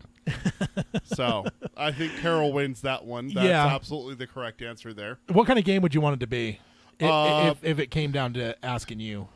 I would want it to be pretty linear, but I would love an open world aspect to it. Yeah. Where it's like, hey, I need to go do this mission, but it's over there, and I can ride my horse to it. I mean, Red Dead Redemption 2 comes to mind. Okay. Kind of thing. I think I'm more of that style in terms of because I'm not a big RPG fan. I mean, I would play the only RPG I've ever played is Knights of the Old Republic because it was Star Wars. So if they made a Dark Tower RPG, I would play it. But I would prefer something else personally. One thing I will say too, I just visualize one aspect of the game. Blaine, I don't want it pre-programmed. I literally want them to throw an entire fucking book of riddles into the game's code, and it's randomized. So there is no walkthrough for Blaine. It's first answer. It's a tree. It's 3. I don't want it to be where it's the same fucking whatever riddles and not that you. I guess I think you'd have to flip it for a game almost, and maybe you have to answer the riddles instead of give the riddle because what are you gonna do? Have people type riddles into Blaine? But I would do it. I just want it to be that needs to be difficult, and it shouldn't. It could just be a cutscene. You don't even have to make it something that you have to play. I think it'd be fun to riddle the people and just flip it a little bit to where it's like Blaine is like, if you don't answer all my riddles, I'm gonna fucking kill you type thing. So. Max, absolutely not. No, that's not. No, what? Never. No. You have to play as the Man in Black. Yeah, I did forget to say, Max did send us something in Patreon, and I haven't read it to you yet. But he is a Flag fan, so good to have another one on board. Welcome aboard, Max. Flag is bad. My life for Flag. Flag's bad. You're not allowed to say that until you read Eyes of the Dragon. And then Robert mentions they stole my picture. His name pic. That's what he has here on YouTube is this picture. Yeah. So I didn't think, but what intrigued me is that this was number 10. I was like, really? I thought this would be number 1. Then. So, He is not misunderstood, Max. Have you read Eyes of the Dragon? He is not misunderstood. He is the most evil, vile thing the king's ever created. Peter just read Eye of the Dragon, so that's fresh in his mind here. It's not just because it's fresh. It is the definitive proof that Flag is a monster. I actually think Max also said in the first episode he listened to was the Flag Summit because he's a Flag fan, so he fixated right to that episode. So I love it. I'm so mad that we haven't had a Flag Summit with including us both reading Eyes of the Dragon because that's it's there's no debate now, none. Oh man! All right, so let's go ahead and jump over to the next one here. Speaking of Mr. Randall Flagg, number 9, The Stand.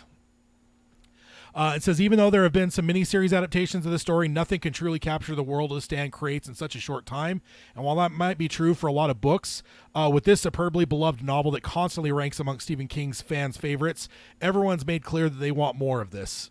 A game adaptation would finally give some peace to the fans that want to see a close-up and personal what would they do to survive a post-apocalyptic world that these previous years became quite familiar to a lot of our real lives. A survival/colony builder would definitely suit it.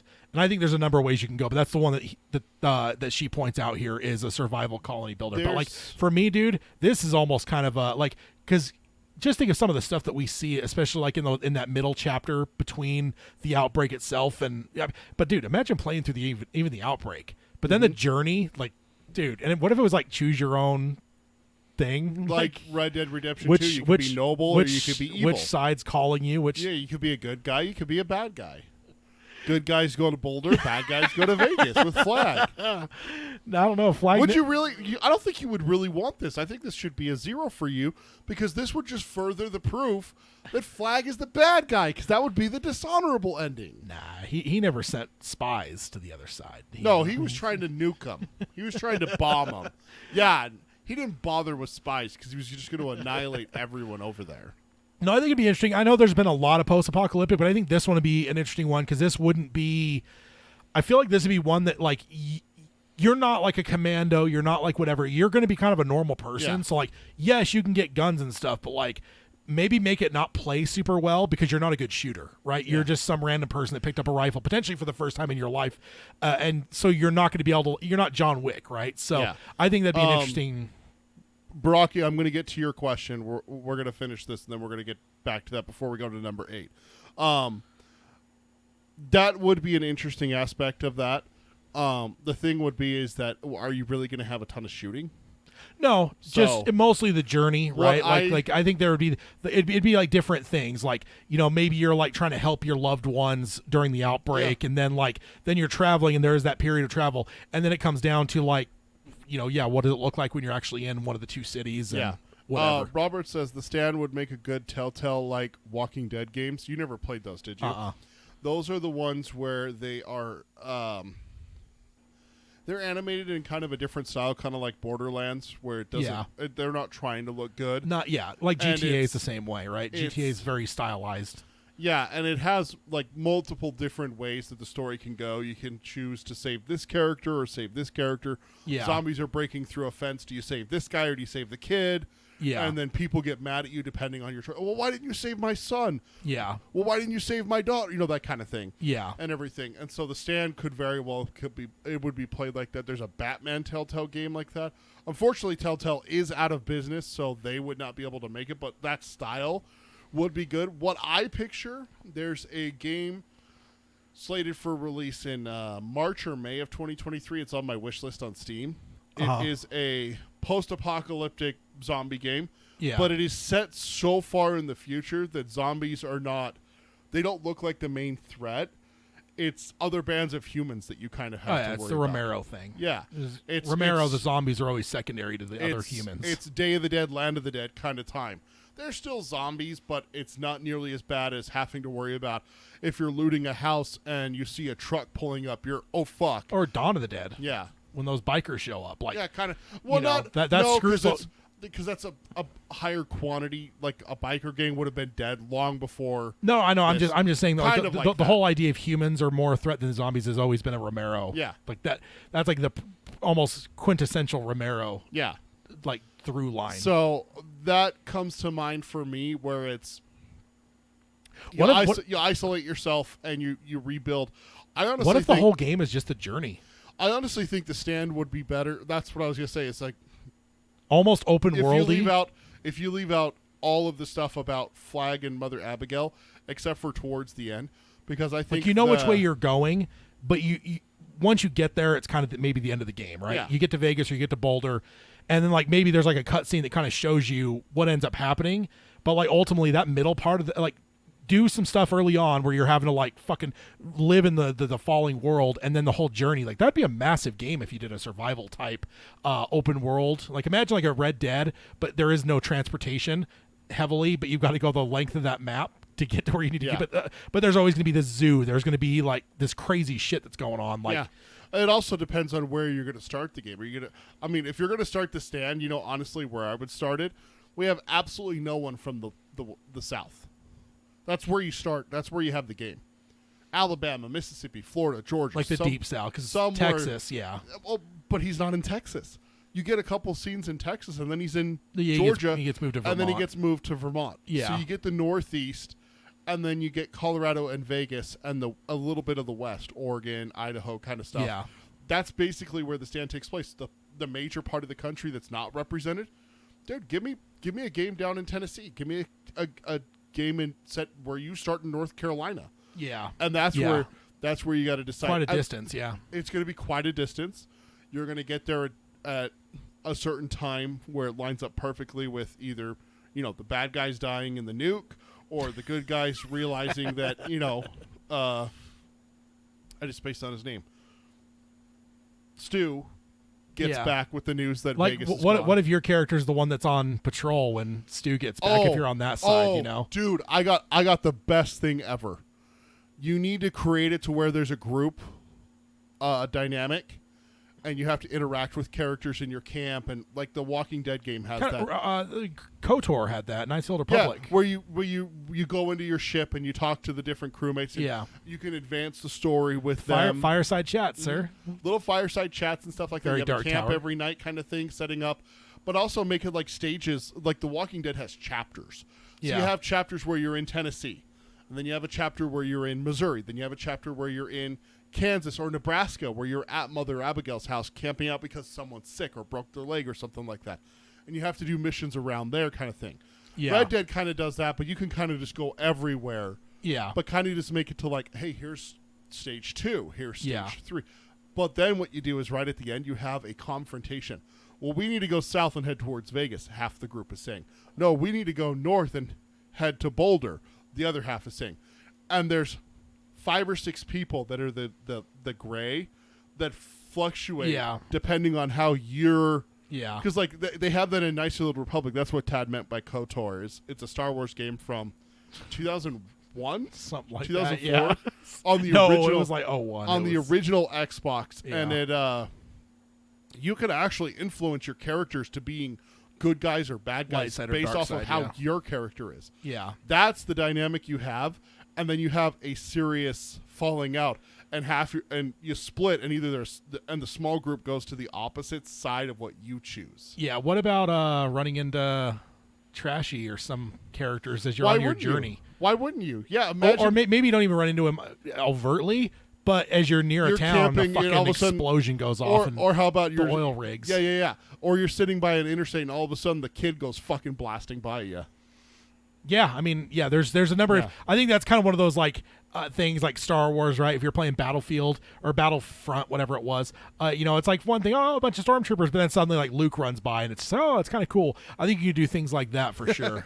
Carol's all about the Dark Tower. She's like, well, it can be set through going through Lud, like not zombies but dangerous. We got to save Jake. Start out with everyone leaving the old people village at River Crossing. Jake gets taken at the bridge, and the team works together just like in the book to get Jake back and get to Blaine. That's true. She says, I know y'all talk about the stand, but I'm still all about the Dark Tower right now. Baraki says, make sure to do tie-ins of the tower stuff when in Nebraska, right? Oh, yeah. I mean, of course. You see the shoes. See the shoes, see the Gage Park with the train and everything like that. Have a Takuro Spirit parked there in the handicap with a wheelchair rack that's down and empty. Yeah, you have to. Absolutely. You have to, for sure. Max says I need to go because of the time in Scotland, but only because I have to work tomorrow. But it's good to have you with us, though. This has been a great time. You guys are class. We'll listen to the rest of the podcast. Great community. Thanks, Thank Max. You, we look forward to having you more. Indeed. And he's in our Discord, too, so we get to talk to him as well. Let's go back. We skipped over Baraki's question. I said we were going to come back to it, and we didn't before. Oh, we haven't moved on yet, so we're good. Well, we were supposed to move. Oh, that's right. I said before we moved on to 8. Yeah. Okay. Would a Tower series be better if done in a narrative order, or a chronological order, or some other order? Like, would a Dark Tower game be better if we did the Fall of Gilead? What if we got King to help write a script for a Fall of Gilead game? And you're just playing with a group of gunslingers, unnamed gunslingers. We've never seen them before. We can cross paths with Roland and Cuthbert and Alan and Jamie DeCurry and stuff like that, and Stephen Deshane and all of those characters and that horrible piece of shit Flag and Farson and all that. Slander. Not slander, sir. Read Eyes of the Dragon and you will know he is a piece of shit. One of these days I'll read it, but it's my last. I will say it's my last. I will say it is unarguable truth. I don't know the right word. I'm spacing on how to say that word. Unequivocal? undeniable truth. He is a piece of shit. You're just mad. You're just mad. You're just mad because shit. Peter's the one against him. Dude. I can't talk to him about it. I can't spoil it. God damn it, Ted. Oh man, You have to read it. I will someday, but it's my last flag journey, sir. I can't rush such things. Pitter patter. Get on it. Okay, so where does everyone stand on the stand? 6, 7. Yeah. I don't have faith that game companies can do it justice, so that's where I worry. I guess I didn't give my number for. I mean, Dark Tower's 10. I guess I didn't have to say it, but You didn't have to say it. We know. I think this would be like an 8 or a 9 for me because again, I think if you do it right, and I think really what it come down to is almost like a prologue that's the outbreak, and then most of the game is your journey. And I just think there's a lot of really cool things you can do, and it's almost more like survival / I almost feel like it ended up being like Alien Isolation at times, where you're having to hide from like some people, because I think you got to make it to where you're not this badass, right? Like you're someone that could potentially just get gunned down by people. Now, here's an interesting thought. I know you wouldn't be into it much, but here's one way you could do the stand. The whole thing is post-outbreak, pre-settlements heavily. What if it was just a massive multiplayer or like an online, not like an RPG, but it's just like what Red Dead or GTA Online is, where it's just like there's only so much resources, there's only so many stores to loot, there's so whatever, and there's just everyone's just trying to survive. Like you've got to tag up how much food you need. You're going to need like medicine at times, and like it's literally just like this game's going to play until there's no more fucking resources. And then maybe the journey's part of it too, where you're trying to get somewhere, but like ultimately like because that's really what the stand would be. I mean, we see a small group of characters. The larger amount of people, some people may have never left their town. If you're in a small town, like you're going to run out of food at some point. So like, what do you do there? Not unless you start a farm or start hunting and gathering and stuff like that. So. Yeah. So I don't know. But I'm a stand like super freak, so I would be high on the list for me. But so next one, well, let's go ahead and move on now. Next one is number 8 is Fairy Tale, brand new one here. Oh, that would be really good. It says it might be recent, but Fairy Tale has already taken its place among in people's hearts. With the movie adaptation already in the works, it has all the potential to become one of the classics. Fairy Tale follows the story of Charlie, a 17-year-old everyday boy who happens upon something extraordinary, a key to a parallel world, which has which has a lot of problems that need to be fixed, and the possibility of a cure for his best friend Radar, an adorable dog who accompanies him in everything. Just imagine Radar following you around. Dude, Fallout 4 has dog meat, I think is the dog's name. Yeah, I've heard of that. Where I've seen memes and stuff. You sick the dog on people and stuff like that. And yeah. Absolutely would be badass to be a character that has a German Shepherd. I mean, it's an older German Shepherd. Yeah. So. Yeah. It could be amazing. You know what you could do is just make it where she's not a different reason to jump in. You're not going in necessarily because she is already like on the verge of death, but maybe make it to where you understand like she's gonna die. But then when you get in there as the game progresses in it, I just blanked on the name. Empathica is in my head, but that's Dark Tower. I'm blanking on the name of it. But when you're in there, Radar's deteriorates quickly. So as the game progresses, she's going to get worse and worse. It could be an amazing RPG game or even a platformer if one takes it in that direction. The artistic choices would be endless. Empus, yeah. It was E. So. Yeah, Empath. Yeah, I knew I was close, but let's see. What does everyone think of Fairy Tale here? What am I missing in here? You guys just making references to Eye of the Dragon? The Eyes of the Dragon? That's references to Letterkenny that you still have not watched. Shame on you. That's... one of these days you are going to listen to me and actually watch something that I suggest. There's a lot of shows that I haven't watched that I need to watch. I haven't even watched Midnight Club, for God's sake, and I'm a Flanagan fanatic. There's a lot of stuff that I suggest, and you just never watch it. It's like you don't like the stuff that I suggest. I've been saying it for years. You should watch Harry Potter and read it, but I own it. It's up here on my shelf. I'll watch it one of these days. That doesn't mean you've watched it, sir. And I bought it. I've made an attempt. You did not make an attempt. You did not put the disc in. You did not watch it. Don't tell me there was an attempt. Oh. I watch what you recommend a lot of the time. Yeah, you don't recommend a whole lot, to be honest. Some you do, but I got 2 right off the top of my head that I've been recommending for years, and you still haven't watched them. what, Harry Potter? And Letterkenny. Oh, you haven't recommended. I've been that in saying years. that for 2 years, No, sir. not even close. Yes. No. Yes. I don't think so, sir. Yes. Uh, Yeah, Baraki, thank you. Not watching Harry Potter, heresy. Yeah. Baraki makes a good point. A survival game is not the heart of The Stand, but it would be fun to be in that world no matter what form. I get that if you're taking The Stand as like the story of The Stand. Yeah. You're taking the entire point of The Stand out if you make it a survival game. not because I guess I'm more tapping into it for the world because like. What are you gonna do? Make the character stew and then just go through the whole story of the book? No, like you make yourself a survivor, and I like the idea of it being. It's not survival. That's the thing is they make it perfectly clear in The Stand. Man, there's no shortage.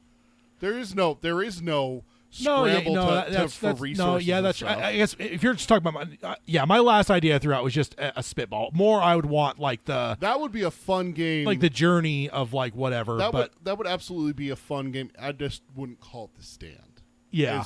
Is what I wouldn't do. Oh, people are dying at an exponential rate.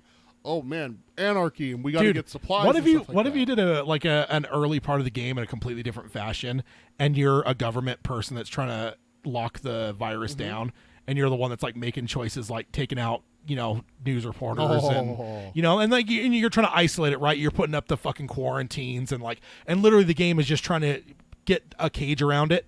But ultimately, if you're already a reader, it's impossible. So you're going to lose that part of the game. But imagine just doing that, and it's almost like a RTS where you've got like the map, and you're just like trying to control these outbreaks and control the news and all that stuff. And then it transitions after the fact, where you're like, again, I wouldn't make yourself a soldier because I wouldn't want it to turn into a first-person shooter. Like that would be the wrong. Well, I don't think the thing with The Stand for me would be first-person shooter. There are games nowadays that make it to where survival games and stuff like that and horror games, dude, how much fun would it be to do The Stand? And your journey, like I said, is in stages as you go across the country. Yeah. And it's like you're setting up camp and you have missions from the doctor, from the school teacher who has a kid with her and she's trying to, kind of like Leo kind of thing like that. And you have to go into town and you have to do these requests and these missions and stuff like that. And then there's just an open map where you can go, okay, the medical supplies are going to be over here at the hospital. The grocery store is going to be over here. And you're doing missions. You're on a bicycle and you're just going back and forth. You can have a mission where you encounter something like the zoo. Yeah. And it is a fighting thing. And then you have to struggle with a puzzle kind of game. Yeah. Kind of like Tomb Raider where it's like, okay, I got to get into this hospital, but it's like locked down by the military. Like they've sealed all the entrances. How am I going to get in here? And you have to like problem solve and stuff like that. And then you do that through six different stages going across the country. But your decisions throughout there make you, are you going to end up as, Harold, or are you going to end up as a Stu kind of character? Yeah. And which direction are you going to go? And which way do you influence your you could do members? story-wise too. Do the GTA 5 thing where you've got multiple characters. That's true. You got play one as, in the like, deep two. south because, dude, Yeah. imagine someone having to go through the Lincoln Tunnel. Ooh. Imagine that being you as a character in the game. You see Larry and Nadine go through, and you turn to your companion that you have, your two buddies that you have. Well, it could be a week later. Even. Yeah, It doesn't have and to just be like, have someone see them go through, and then just be like, dude, we got to get out of here. They had the right idea. Let's go through the Lincoln Tunnel. Yeah. And then just that's the horror aspect. Yeah, you got nothing happens. Yeah. Now, of course, there would be the happy times, like when a crow starts cawing above you. Oh God! As you're out on the highways. That is not and a happy byways. time. And, yeah, that's where if you have a gun, you try to shoot it. You just have a button that says "kneel" and say "My life for you." I would never ever push that. Oh, I would, dude. I'd be pushing it before it even came up on screen. You just be like, ah. Oh man. So yeah, I don't know that we're going to go too heavily into fairy tale talk, but in terms of what about rating wise, where would you rank this in terms of 0 to 10? For me, I think this is I guess where you had Stan, probably 6 or 7 for me. I think it's about the same.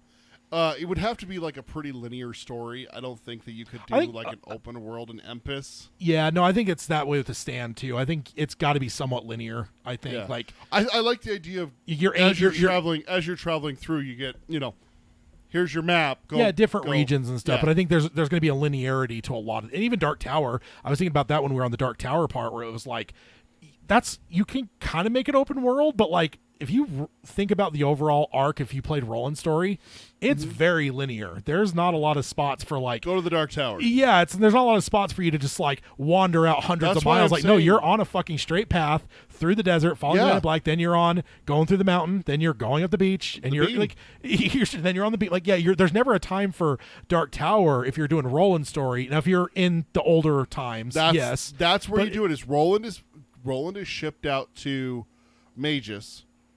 You're a gunslinger, and you're being sent out to go, hey, we have a problem with a southern barony.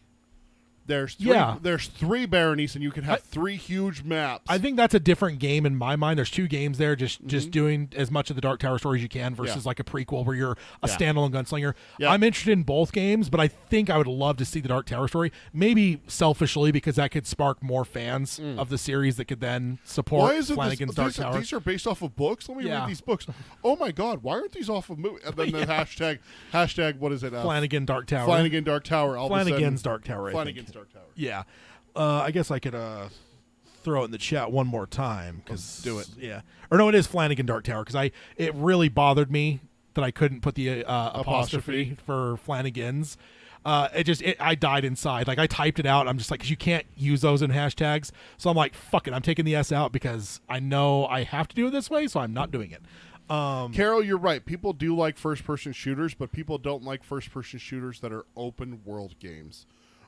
These open-world games nowadays have taken over. And You got for me, games for like GTA 5, Red Dead Redemption, and I'm the biggest Spider-Man, first-person shooter Batman. fan you'll ever find. I Yeah. love first-person shooters, but I wouldn't want the Stand to be the first-person shooter. I guess No. there was maybe it's not even a thing anymore because I'm a little bit out of date when it comes to games. But back in the old days, it felt like every game you were just like this retired Navy SEAL or something. And your character was always this badass that like whatever. And like I just think the Stand works best if you're not. Like I said early on, earlier, I said where maybe you're the military guy trying to like cordon it off. What I would not do is then make it to where you take off your general's thing and you just become a civilian, but then you're a 30-year military vet that's now taking that journey, because to me that's boring. I don't want some badass with a fucking I a wanna military be arsenal. I want to like, be a school teacher or Yeah, exactly. a guy who runs an an arcade. author. You gotta have an author, right? That would be awesome. One of them's got to be an author. Like I said, I'd do 3 characters: one from the South, one from like New York, and then maybe one's like in the Midwest somewhere. No, let's go. And you let's just go- bounce- you just let's bounce go around full to 'em. board. Make someone from Canada, just to piss you off. I mean, that's too much like New York, isn't it? Like in Canada? terms of close, in terms of like you'd be kind of going through similar.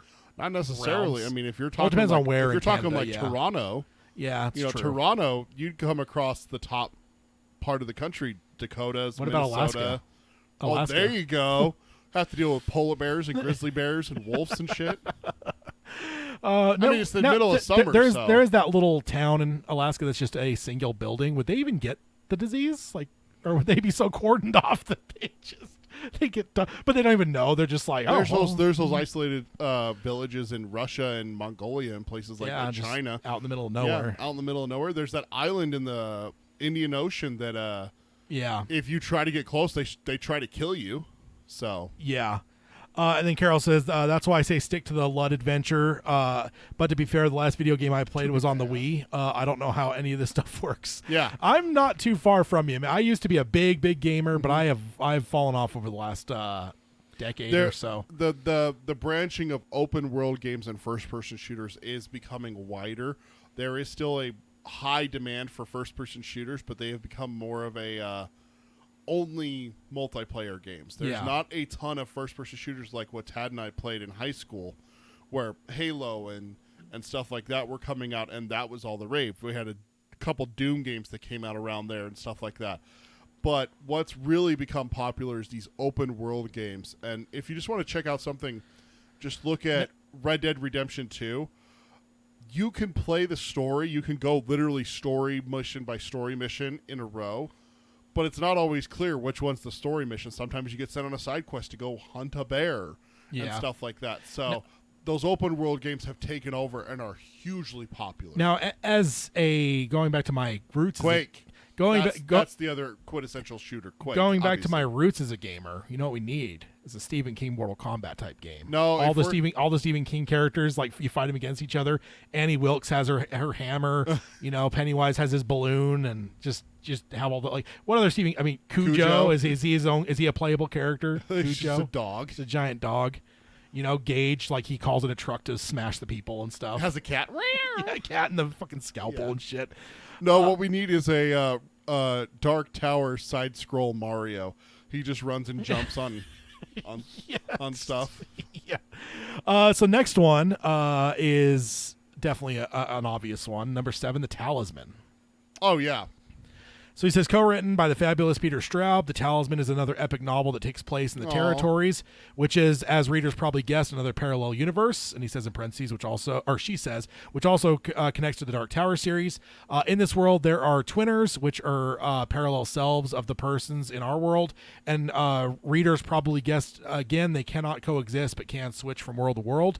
As Jack Sawyer, who is trying to find a cure for their dying mother, a gamer would have so many possibilities to play this as they wish. They can be evil, they can be good, they can take the shortcuts, literally and metaphorically, to find the magical talisman or not.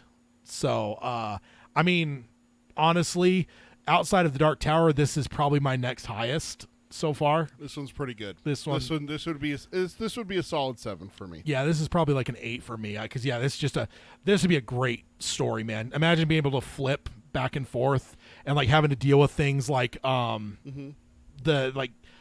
elevation, being in the second story of a house. Like there's all these things you'd have to potentially deal with. I don't know. So what do you think? You said 7. Yeah. I'd give it a what about 7. Everyone in the chat here? What do you? Because I mean, we've been talking about the Talisman quite a Carol bit. says I don't know how they would do it, but the Talisman is a 10 for me. Yeah. We hyped up the Talisman a lot with the chat people over the last 4 or 5 episodes. Yeah. We had a big Talisman discussion not too long ago. I don't remember what context it was. I think we were talking about adaptations is what it was. I think it's because the Duffer Brothers. Yeah, the Duffer Brothers broke. stuff. Yeah, That all came out with their interviews and stuff like that, talking about it and how it's actually looks like it might be starting to go forward a little bit. So we'll see. Yeah. So I think let's see. Baraki's talking about the Dark Tower adaptation. Oh, okay. Yeah. With the Talisman, what kind of game would you want it to be? Pretty linear. I wouldn't want that one to be open world. I think that should be pretty linear, but I like the idea that you have. There's a game that actually does something similar to that, where you switch between two. It's called Titanfall 2. There's a mission where you find out that a secret lab has a time travel tech. So you're going through like a ruined lab that's been abandoned for like 5-10 years or something like that. So the plants or stuff has collapsed. And so you switch back in time and there's guards going like, oh, intruder. They're like trying to shoot you. So you run past the obstacle and swap back. Yeah. So it'd be very similar like that. And they did it flawlessly. It was amazingly done.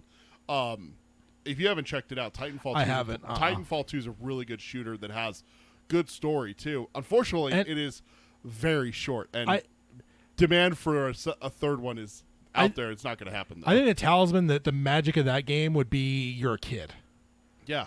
Have they done a lot of games where you're a kid? Because think of all the trouble he runs into by the fact he's a kid, and imagine putting that on a gamer where you're a 12-year-old boy. Like you don't. Last of Us is a kid, isn't it? I haven't played. There's it, a kid but I think involved, so. but I've only played a little bit into the first game, so I don't know anything too far. But I think that would be a fairly unique thing, because also Last of Us is post-apocalyptic.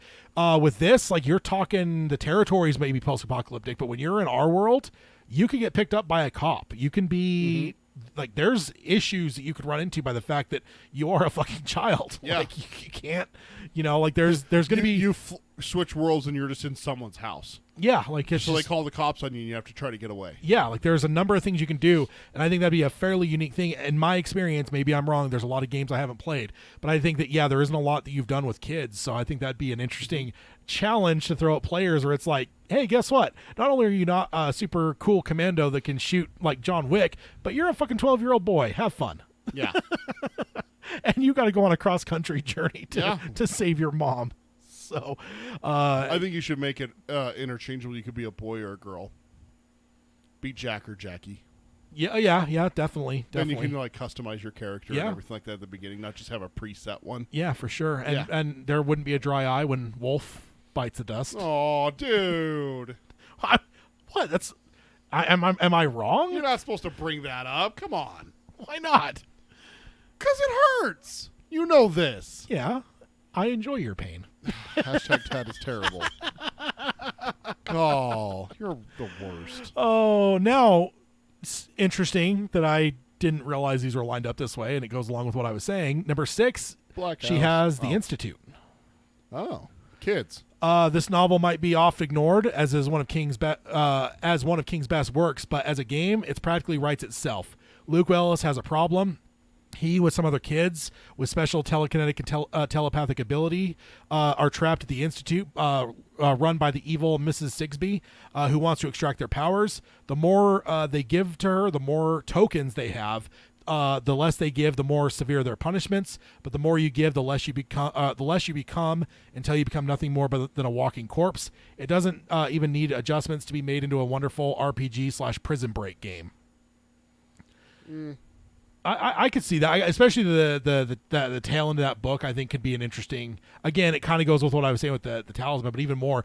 Now you're not flipping worlds. Now it's just a matter of like, you've got some sort of governmental agency. Mm-hmm. You're a kid. You're trying to escape. Like I could see that being an interesting game, and almost having a completely different game up front when you're in the Institute, and like again, having to like deal with that. Like maybe you're having to protect other kids and stuff. Yeah. Like I don't know. Could be interesting. It definitely bring you into the whole shop vibe of that whole shop king side, where like there's like how many different things. There's the you got the breakers, you got the shop, you've got the Institute. They're all kind of They're all twinners of each other. Yeah, I do feel like they're not. I feel like they're all distinct from each other, but I think they all have an agreement. That's my fan theory. I believe all of them have some sort of agreement. They came together in whatever fucking decade and just cut out lines and said, here's our agreements. Yeah. Because I wouldn't be that intrigued with this one. No? 3, 2, somewhere around there. Okay. Yeah, for me, I could see it. I'd probably go middle of the road, probably like a 5 or a 6 for me. Just, yeah, it could be fun, but I don't know. The next one here, the Bill Hodges trilogy.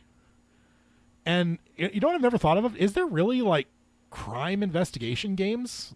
Like where you investigate like Seven as a video game, type thing? Because that would be a fucking... Isn't there one on the 360 at launch? There was like you're framed for murder as a detective and you have to like prove your innocence, but it's also kind of a horror game.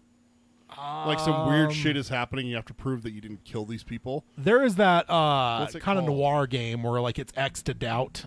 That's not the one. No, I'm I know, thinking but there of, is yeah. that one. But like, I don't know. I just think that let me read this here. It says fans who love solving mysteries better hope that Bill Hodges' trilogy becomes adapted or gets adapted soon. Apart from the extremely lovable characters of Detective Bill Hodges and his sidekick Holly Gibney and Jerome Robinson, players will get to meet the absolute horrendous Brady Hartsfield to try to stop him from committing more mass murders. And with 3 books, developers will have plenty of material to take ideas from. I just feel like there's all these puzzle games, like what is it, like the not the Room, but there's all those like mobile games and stuff Yeah. that are all about puzzles. Is it Room or whatever? It's almost like digital escape rooms type things, and I just feel like just take that one step further and just make detective games where it's a gumshoe type thing, and investigating a killing. It'd be tough because readers would kind of already know where you. Whatever, but Yeah. it could be somewhat linear potentially. The game I was thinking of is called Condemned Criminal Origins. You are not a detective. You are a CSU, like a scene investigator person. And I remember there's- that game. I didn't know that was. Yeah, what it was about. there's a protagonist, and literally it's like Condemned directly involves the player in crime scene investigation. So, kind of like what you're talking about is like actually like be able to investigate stuff. Yeah. So, I guess it's one of those things. Like, and I used to pull my hair out that there wasn't more Western games. It just feels to me Westerns are just an obvious game. Like, yeah, people want to play cowboys, and I just don't think I've ever dawned on me till now that there hasn't just been some really in-depth like detective type. Like I said, like could be like Seven. It could be like Hodges. It could be any number of things that could like where you're just trying to solve these mysteries. Like guess I've never really thought about it, but that's weird that doesn't exist more. This would be interesting, but I mean, and especially the true crime obsession that people have. Yeah, that's true. The big part of this one that would make this low for me, I'm only going to put this as a 3 for me, is that I know the story. Like, there's no twist unless you're going to change the story, and if you change the story, then it's going to be a lesser story, in my opinion. Unless you do different cases. If you do different cases, between the first and third book where everything's kind of what it is, and like where he's a private investigator, not a detective. Yeah, exactly. You could do something kind of like Dark Tower, right? There was the whole idea of just don't do the story. I'm gonna throw this one on the head and make this an instant 10 for you. Screw the Hodges trilogy. Let's see some Holly Gibney mysteries after Hodges has passed away. Yeah. Post If It Bleeds, where she's kind of investigating maybe like a little bit more of the supernatural. And then it's stuff. what have I been telling you about a show idea is a Holly Gibney thing where she investigates all the different Stephen King universe. What if it's like a massive open world thing where you go to Derry, you go to like all these different places. The Overlook, you go to Annie Wilkes' house and investigate. And it's Holly. That. I mean, dude. That's a 10. Yeah, dude. Yeah. Investigating the King universe as a paranormal investigator type thing, dude, that would be fucking killer. What would you say for the Hodges trilogy, though?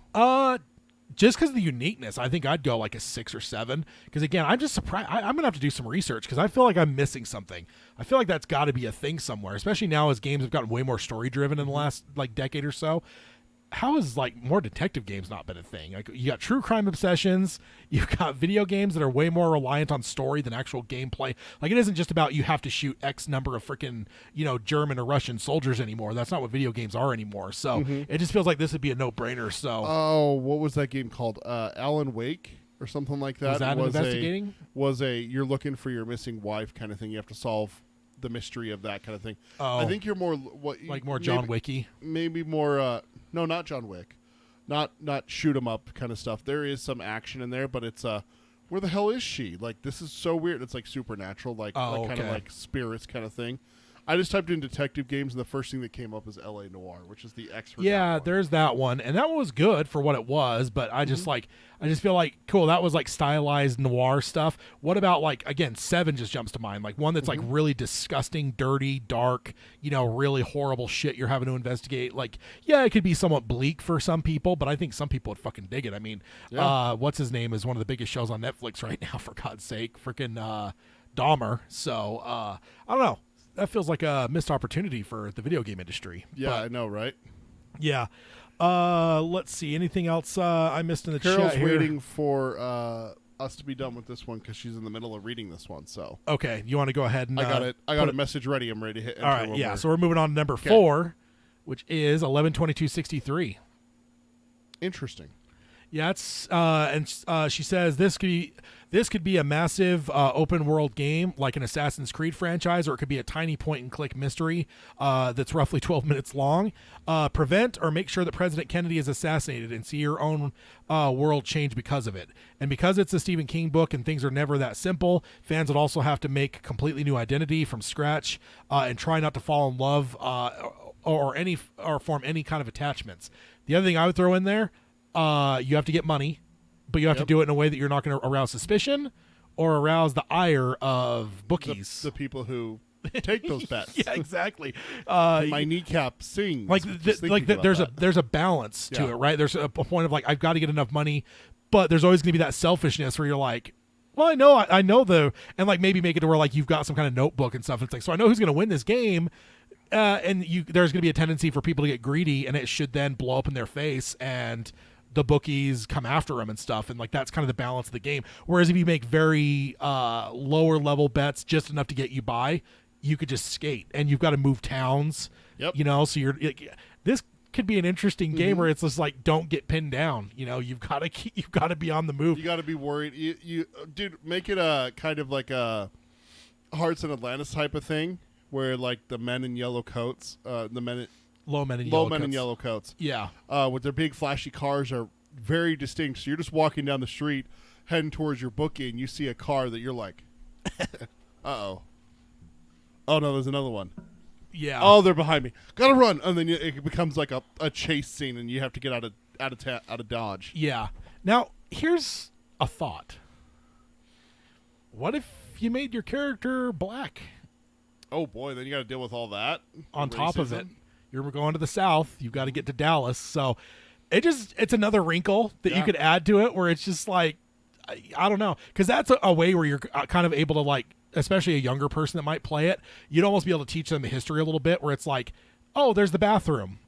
But no, you can't go in that bathroom. And when you do, you're then Even assailed. even watch a book you refuse to take your bet because you're black. yeah, I mean, just maybe that's a difficulty level. That's a- Would you turn your difficulty level up? Because I don't mean that to be crass. I'm just being I'm being It's realistic. The 60s in It's- the South. yeah, or late 50s, depending on when you Oh, have the that's person true. jump in. Like yeah, that would be a lot tougher to do. It's kind of like what is it, like the old like spy games where it's like if you Mm-hmm. get detected, you fail if you're on a super hard difficulty. Super hard difficulty is your character's black and you've got to deal with that shit Mm-hmm. that because it's going to be that much harder to do. And dude, but just being able to like alternate endings and depending on how things work, it completely shifts how history or the future looks. I like Carol's thing. She says, I love that book. So many side quests possible. 8 out of 10. That's where you... I'm going to sneeze. side quests. Also, I think the love story thing that she points out here, not trying not to make gaining too many forms of attachment, because I think that's the ultimate thing is if you get in that love thing Yeah. with Sadie, you're going to end up But in a also- spot where But also have that change things, though. And it could be for the better. Like, if you do fall in love with Carol over here, or Susan over here, or Jill over there, or let's have it be a female character. There's another degree of difficulty being a woman who has those to... days, yeah. In those days, who are treated differently than they are today, in some aspects, unfortunately. Have it where... you have Bob and you have Frank and you have Peter and different things that happen if you do choose to form a romantic ties with him and you decide to share your secret with him and he decides to help you. Yeah. Does he survive? If Yeah. he does survive, what happens? Does he come So- back with you? How much does that change the world? Here's- Versus if you have no romantic ties, make it alternate endings for all the different things. here's another thought. What if after you've done it and you realize you fucked everything up and you go back and you get that whole talk from the dude with the balloon strings and stuff, and after you fix things, you have an option to actually take Do you that. start over? Do you go back in and because he's saying this is that you could literally destroy the universe Mm-hmm. by doing this, but as a character you're so attached to the loved one Yeah. that yes, in the book he just realizes he can't do it. Yeah. But as a game, you could leave that door open for someone to then roll the dice on the fucking universe. And of course there'd have to be a screen like, oh great dude, you just fucking destroyed the universe. Congratulations. For me, this one is up there. I'm a history fan. I love the whole idea of the sci-fi like alternate realities or alternate futures. This is high for me. This is like an 8 or a 9. I just there's so many cool possibilities with this. I don't know. What do you think? I'd give it like a 6 or a 7. Okay, yeah. For me, all that stuff would be cool. And then, dude, giving me a full playable, explorable Dealey Plaza, Yeah, right. dude. How great would that be to see it like reconstructed and stuff like that? Yeah, dude. It's one of my favorite books, dude. How fun would it be having different ways that you could try to stop the assassination? You try to get to Lee before he gets Yeah. to the book depository. Yeah. You have to get there. Or remember, what you about- have to prove it's him too, right? Because there's always the doubts. Mm-hmm. Because you have to go to that general that he takes the shot at. Yeah, General Walker. What about if instead of going after Oswald, you try to stop the motorcade? Yeah, There's a guy up there with a rifle, Mr. President. Don't go like get indoors. Like there's a guy up there with a rifle. Send the police, send the Secret Service, go Yeah. arrest him. And then But- depending on what you've done with your story, do they believe you? Do they not believe you? Oh, they don't believe you. Great. Now you have to try to get up there and stop him. but also the past is obdurate. this is true. You're going to have that pushback Yeah. too. Because I was going to say, if I'm going to stop the motorcade, wouldn't you just like set fire to a bunch of cars that like block the way to See, but you risk imprisonment by doing that. But if you actually go up to the Secret Service and be like, hey, I know a guy is about to shoot him. I saw him with a rifle. He's up there. Yeah. That kind of thing. They may arrest you for being crazy, but if they actually go investigate it, yeah. or do you fail? Okay, here's the real question, because I know you're a terrible person. I know what your answer is probably going to be. if you fail by saying the wrong thing, because I'm picturing it having like 4 different things that you can say one of those games. Yeah. Mr. President, I know someone's going to kill you. He has a gun. I saw him. It's Lee Harvey Oswald. He's a radical Cuban sympathizer. You can say different things. If you say the wrong thing, they just go, get out of the way. You literally have to watch the president die. Do you fail and have to start the game over, or do you go back to a checkpoint? It'd be a checkpoint. I mean, it's not the You're old. not that big of a monster. It's not the Super Nintendo days where you had to start every game from the fucking beginning all over again. Luckily, you're not that big of a monster. No, although I do think there's something more modern games should look at is like catastrophic impact of dying or losing. Yeah. Like it depends on how big the game is, right? Too, like if it's a 5-hour campaign versus a 30-hour campaign, but I don't know. Yeah, no, I wouldn't be that mean, sir. But yeah, I think that's a big one for me. Yeah, Carol says 8 out of 10. Yeah, that's a good one. So next one is an interesting one. You didn't say what you would do for this one. I said 9. Oh, you said 9. Okay. Yeah. So the next one is number 3 is Under the Dome. Under the Dome. And it says it's been a fan favorite since it was published in 2009. And anyone who read it understands why. King creates a world within a world when a small town of Chester's Mill in Maine becomes an absurdly sealed off from the rest of the world by a huge unbreakable dome. Whether it's an RPG or a colony management sim, one thing for sure, Under the Dome has a lot of potential for becoming an unforgettable game. And I think that's true. Like, imagine if it was kind of like a what is Sim City? Yeah. Where you have to try to like keep people alive. Keep it going, and like deal with like things like pollution and some of the like just the really cool thing is you could do a degree of difficulty. You can do easy. You know exactly when the dome is going to get lifted. Yeah. You could do medium, where it's like it's a span of 40 days. Yeah. And then you could do hard, where it's could be roll infinite. the dice. Yeah, it could. Yeah. Do a random number generator, and it doesn't tell you. Yeah. So you just have to go as long as possible, hoping that you could survive and keep people alive and stuff like that. I think you almost make this like remember like if you ever played the party game Mafia.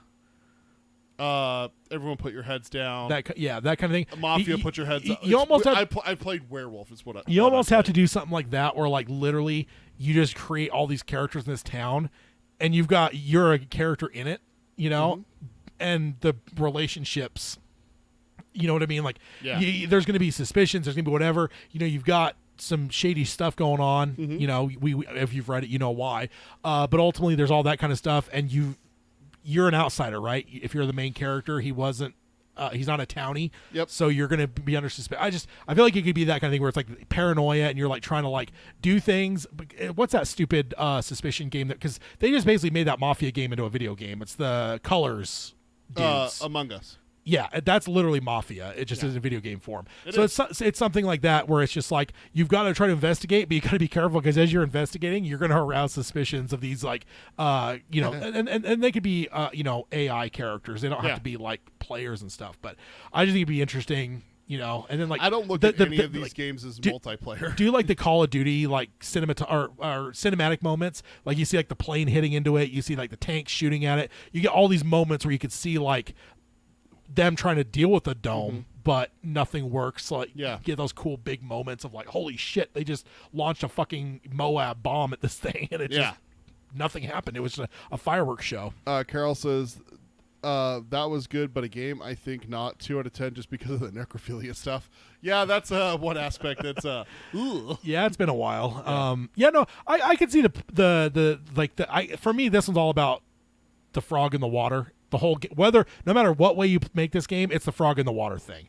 You're just gonna dial the fucking pressure and the temperature up on the player as they play through this game, and I think that would be intriguing. It's different from all the rest in that way, where it would just be like you understand at a certain point, like we're fucked. Like this is not gonna go well. Yeah, this is one of those ones that also doesn't have the option to be a wide open area. Yeah, like the Institute is the next closest like this, where it's like so. What you could do and everything is do like almost a Red Dead size map, but in Chester Mill. That means that every building you can go into, every building is like because it's the same, almost the same amount of like square footage, but it's all condensed in here. So like there is no such thing as just like that's a background building. No, you can go inside, you can go talk to people and stuff. Yeah, I mean.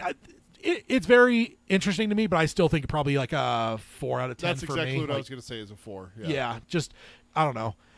Next one. This is a fun one. Needful Things. Number Oh, good 2. Lord. What if you play as him? You're the one that's trying to destroy the town, and that's your... I mean, come on. If people are like, no, you can't be a bad guy. Dude, there's a game called Plague Inc. on the Play Store where literally you create a virus, bacteria, fungus, whatever. Well, that's Plague, right? Different ones. And Plague Inc. is Oh, the name of the I game. yeah. Yeah.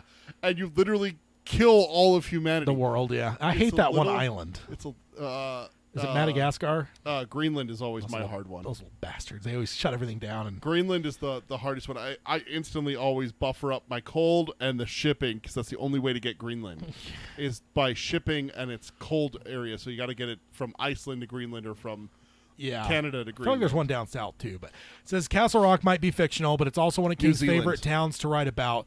The series might have left fans wanting more, but a game could alter that. Specifically, if Needful Things were to get an adaptation, the developers would have an array of wonderful possibilities to create this town as scary as they want. A player could either be the owner of the sinister shop, so kind of the same idea you had, that sells the desires of everyone, or they could be one of the townspeople trying to bring the evil shopkeeper down. You could have two ways to play. You could This feels Yeah. like the same frog in the pot thing. Yeah. You're gonna see this shit just escalate. Like, I think you've got to make the cop, right. It has to be the main character. Yeah. You're trying to get to the bottom of this, and suddenly like people are fucking killing each other and butchering dogs and flaying them and shit. And, and you're not going to be able to just walk in the shop and pop the guy off. No, you have to do the story in order to unlock the store. yeah, you're a cop, so it's reasonable doubt. You've Yeah. got to build a case for this. Also, remember the cop is tied in with Mr. Pangborn is tied in romantically with a lady that's into some of the shit from the shop, so she's tied into it too. Yeah. So you connect it to where like the characters got loved ones. You got people you care about that are also in it. It's not just like you're out from behind, all hands off, and I've just got to stop this. No, you've got skin in the game. There's people you love Exactly. that are captured. I'll give this one a 6, especially if I can play as the shopkeeper. Dude, yeah, I'm just not gonna lie, that's a It's- fascinating thing to be like. What's your? Because I just imagine like an interview process. Like, what can you do? And then you have to like choose. Like, you get like 4 different options to way to fuck with this person. Yeah. You know? Oh, dude, that'd be I'm with you. I think like 6 or I think maybe even a 7, just because like this would be a fucking batshit Chaos. game, dude. Yeah, it would be Chaos. absolute fucking chaos. Like Yeah. it would be incredible to see. And if you're the shopkeeper, it'd be a hard game because you'd have to be able to like create that domino effect. Yeah. Right? Because it's not just like whatever. Like that is like the It goes back to the same thing like we were talking about with Plague Inc. Is like you can create your virus and stuff like that, but if you don't get it to where it infects enough people, if you evolve it to where it kills, you kill all the infected people, And and that's no, it. Yeah. no new people are being infected. Game over. You lose. Yeah, exactly. I could see it being something like that where This would be a very fun mobile game. Like it's Plague almost Inc. like a puzzle game. Like because it is a puzzle, right? Like This- how do you this- bring the whole town down? This would be a fun mobile game for like $2 on the Play Store or the Apple Store, where you're just playing through. Hey, you're the shopkeeper in Needful Things. Bring this shop to its knees, kind of thing. Yeah. Not even anything like that. Just like on your phone, being able to play it would be a lot of fun. Yeah, for sure. I'm kind of tired, but I'm not. I could waste an hour. Let's go destroy a town. and the thing is, what you could do is you can make it different degrees of difficulty. Small town, medium town, Yeah. large city. Yeah. I think he mostly focuses on small towns. He absolutely does on small towns, Yeah. but I'm not talking like New York City when I Yeah. say large. I'm talking maybe like town here in Utah, Logan. Yeah. You know, a Utah State University's there. It's fairly large, but it's not that big. Yeah, it's You know, not that it's kind of thing. it's not Castle Rock. Exactly. It's not that small. It's not that small. Yeah. Just make it just a little bit bigger. Up the challenge a little bit more. That's let's be honest. That's the hard difficulty. Let's be honest, the difficulty would just change which main town you're in. That's true. You know, One's are you dairy. in- dairy. Are you easy. in Castle Rock or are you in like Portland or Yeah, you know? just do do 3 fictional towns. Do Castle Rock is medium, Derry is easy because everyone wants to be evil there anyway, and then you do It's like not their fault. You do like a hard town. You do like Augusta or something like that that's referenced. Yeah. So Yeah, indeed. All right, then the last one, number 1, is It. oh, I'm surprised. Really? What'd you think? Shining, Oh, okay. dude, a survival horror. We game talked with The about that. Shining? Yeah, we talked about that. Dude, not how long good ago. would that? I honestly thought that's where we were going, but it makes sense. Says hey, Skarsgård. Yeah, Skarsgård. Another. Yeah. Is this from their article? Yes, it is. That's. It says even though it made people afraid of clowns since has made people afraid of clowns since 1986, amazingly it hasn't had its own game yet. Amazingly, not only because of the movie and the book's huge popularity, but also because it offers potential choices as a single or even multiplayer RPG. Who doesn't want to see the Losers Club prevail over the thing with no name, or experience Pennywise getting absolutely terrified because of a turtle? And surely with King's perfect description of Derry, the fictional city where everything takes place, the developer would just have or would have a pretty clear picture as to what they need to create. I think this is a 10 for me. I think it would be. Carol great. says yes. It another 19 or even 27. Yeah, 27 or 27 years. 27 years. Yeah, I think this is a 10 for me because I think this is easy. Yeah, you dude. do chapter 1, Ben. Chapter 2, Bev. Chapter 3, Mike. Yeah, and you just play through as kids. Yeah, and then chapter. Dude, those horror scenes, dude. How good would that be? Oh man. Now, I don't think people would be truthful, but imagine if you programmed what your actual fears were into the game. Oh, because werewolves with the AI stuff now, dude. Like, think of like the AI pictures that people are making. You telling me that if you said like I'm scared of werewolves, that it couldn't? Imagine if they just had a list of 50 things that you could be scared of, and you just pick which one's the scariest for you. So, yeah, I mean, you do have freaks of nature like you that aren't scared of anything, but you could pick like the 3 that you were scared of as a kid or something like that. Maybe something we'll touch on it. You know, like. Yeah. Wolves from like Neverending Story. What's his name? Gamork. Yeah. Fuck that guy. Yeah. Yeah, fuck that guy. You probably don't like him either, though. He's a beast. He is a beast. He's trying to eat. Oh yeah, that's children. why I don't watch Neverending Story. It has a beastie. I think this would be a good one though. Carol says spiders. Full stop. See? Yeah. See? I think that there's universal ones. That's what spiders, I'm saying. Yeah. Dude, do 50 of the biggest. Like, look up 50 of the biggest fears on the planet. Put them all in there. And put them all in clowns. there. I mean, just the base fucking thing is a clown. Oh no, you right? don't have to don't put clowns in there because there's already going to be a clown. Yeah. Yeah. So. Yeah. No, I think it would be. And I think it should. I think it should be split between clown and what you're actually scared of, between the 3. So you actually have like 4. There's going to be a clown, and then there's going to be 3 other fears. I think if you did that, what's your number 1 fear? What's your number 2 fear? What's your number 3 fear? Yeah. Great. Clowns are also included. I'm sorry. I'm not exactly terrified of clowns. I still don't want that chasing me in a game. Yeah. Yeah. I don't. Yeah, indeed. That would be great. I will tell you right now, you have to put a disclaimer at the beginning of the game. Not responsible for thrown controllers. Yeah. The other thing I would do here, both Pennywises. He would transform. You'd see him as Skarsgård or as Tim Curry. Yeah. And find voice actors that can do their voices almost identical. Yeah. There's some voice actors out there nowadays. Oh, yeah. Just so talented. Yeah. Or we could just go batshit crazy and just have Mark Hamill voice them both. I don't know. I think his is a different clown. No, dude. Have you ever seen some of the dark? The dark Joker stuff that he's done. Oh yeah, certainly. And he's also done dark characters. Guys, help me out here. If you watch anime, is it The Last Airbender? He plays like a sadistic general. Yeah. In it, I think. Yeah. I think it's that one. I mean, I might be wrong. he's talented certainly, but yeah, I think I'm gonna go like an 8 for this. This is up there for me. This is a high one for me. This one's a 9 or a 10 for me. And dude, it's just one of the most iconic things. So it would it'd be great. Imagine if they made it like, dude, make it a horror survival game. You know, like Alien Isolation. Like, you have to get through this part without Pennywise finding you, and you're going through the house on Nebolt Street. Yeah, you're in the house. Yeah, you know. Yeah, or you're sitting there and you look back and the librarian's looking at you. or you're walking and that is still one of the most sinister things in that whole fucking. It never focuses on her. It doesn't. She just looks at him.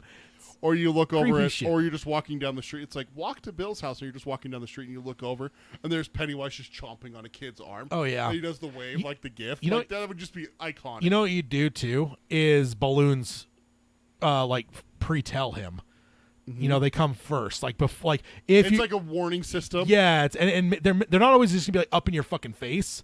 It could just be you may even miss it. There's one stuck in a tree. There just might be one stuck in a tree, and it's like if you happen to miss it, you don't realize there's one tied to a mailbox. Yeah, because some of them will be there where you're like, oh shit, there's a fucking balloon. This shit's about to go down. But other times you might overlook it and go, oh shit, I didn't even see it. No, what you do is you do like a warning system where it's like like the stars in GTA.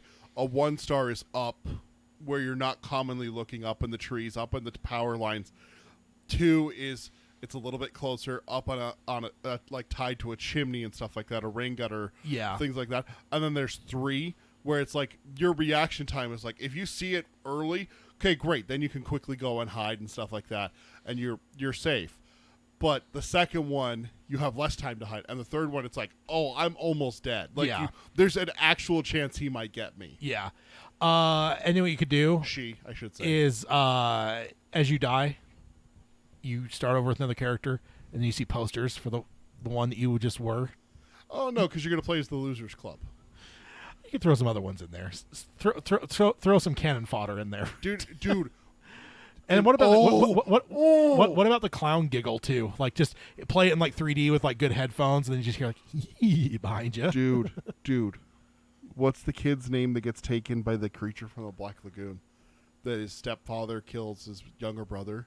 Oh yeah, What's his name? I don't remember. You're the one that reads it more. He gets dude, imagine playing that level and your character actually, like they've done that, like your character dies and stuff like that. Yeah. Imagine if you play as him. Oh yeah, no, dude, dude, horror wise, you can't top this hardly. Carol says spiders, untrained, friendly dogs, visibly ill people trying to touch me. Those are my top 3 picks for the game. Throwing in Pennywise and I'm dead. Yeah. See what I mean? You don't even have to include clowns in the list. It's just gonna happen. Yeah. Oh yeah. I mean. Oh man, you imagine how much my wife would refuse to play this game? Oh dude. Yeah. She'd get a good following on streaming. You know from what I people would watching do? her play that. You know what I would do is I'd stream it and I'd have her sitting with me watching me play. She doesn't have to play, but she's still gonna hate it. Yeah. I'll tell you right now, if a game like that ever comes out, I will promise you, Dark Tower Palaver, I will absolutely set back up my streaming setup and everything, and I will absolutely play it, and I will live stream it on Twitch for everyone to watch. So it's a good little segue to Speaking of Pennywise, welcome. This is that's the GIF. Welcome to Derry. It prequel series still happening, and showrunners have been found. Yeah, there was some wonder with everything happening with ultimately Warner Brothers. they were in development, but like development doesn't mean anything. No. There's the next step that happens that I haven't necessarily been holding my breath on this, but it looks like this is the next steps. So this is by John Squires from Bloody Disgusting on November 9th, 2022.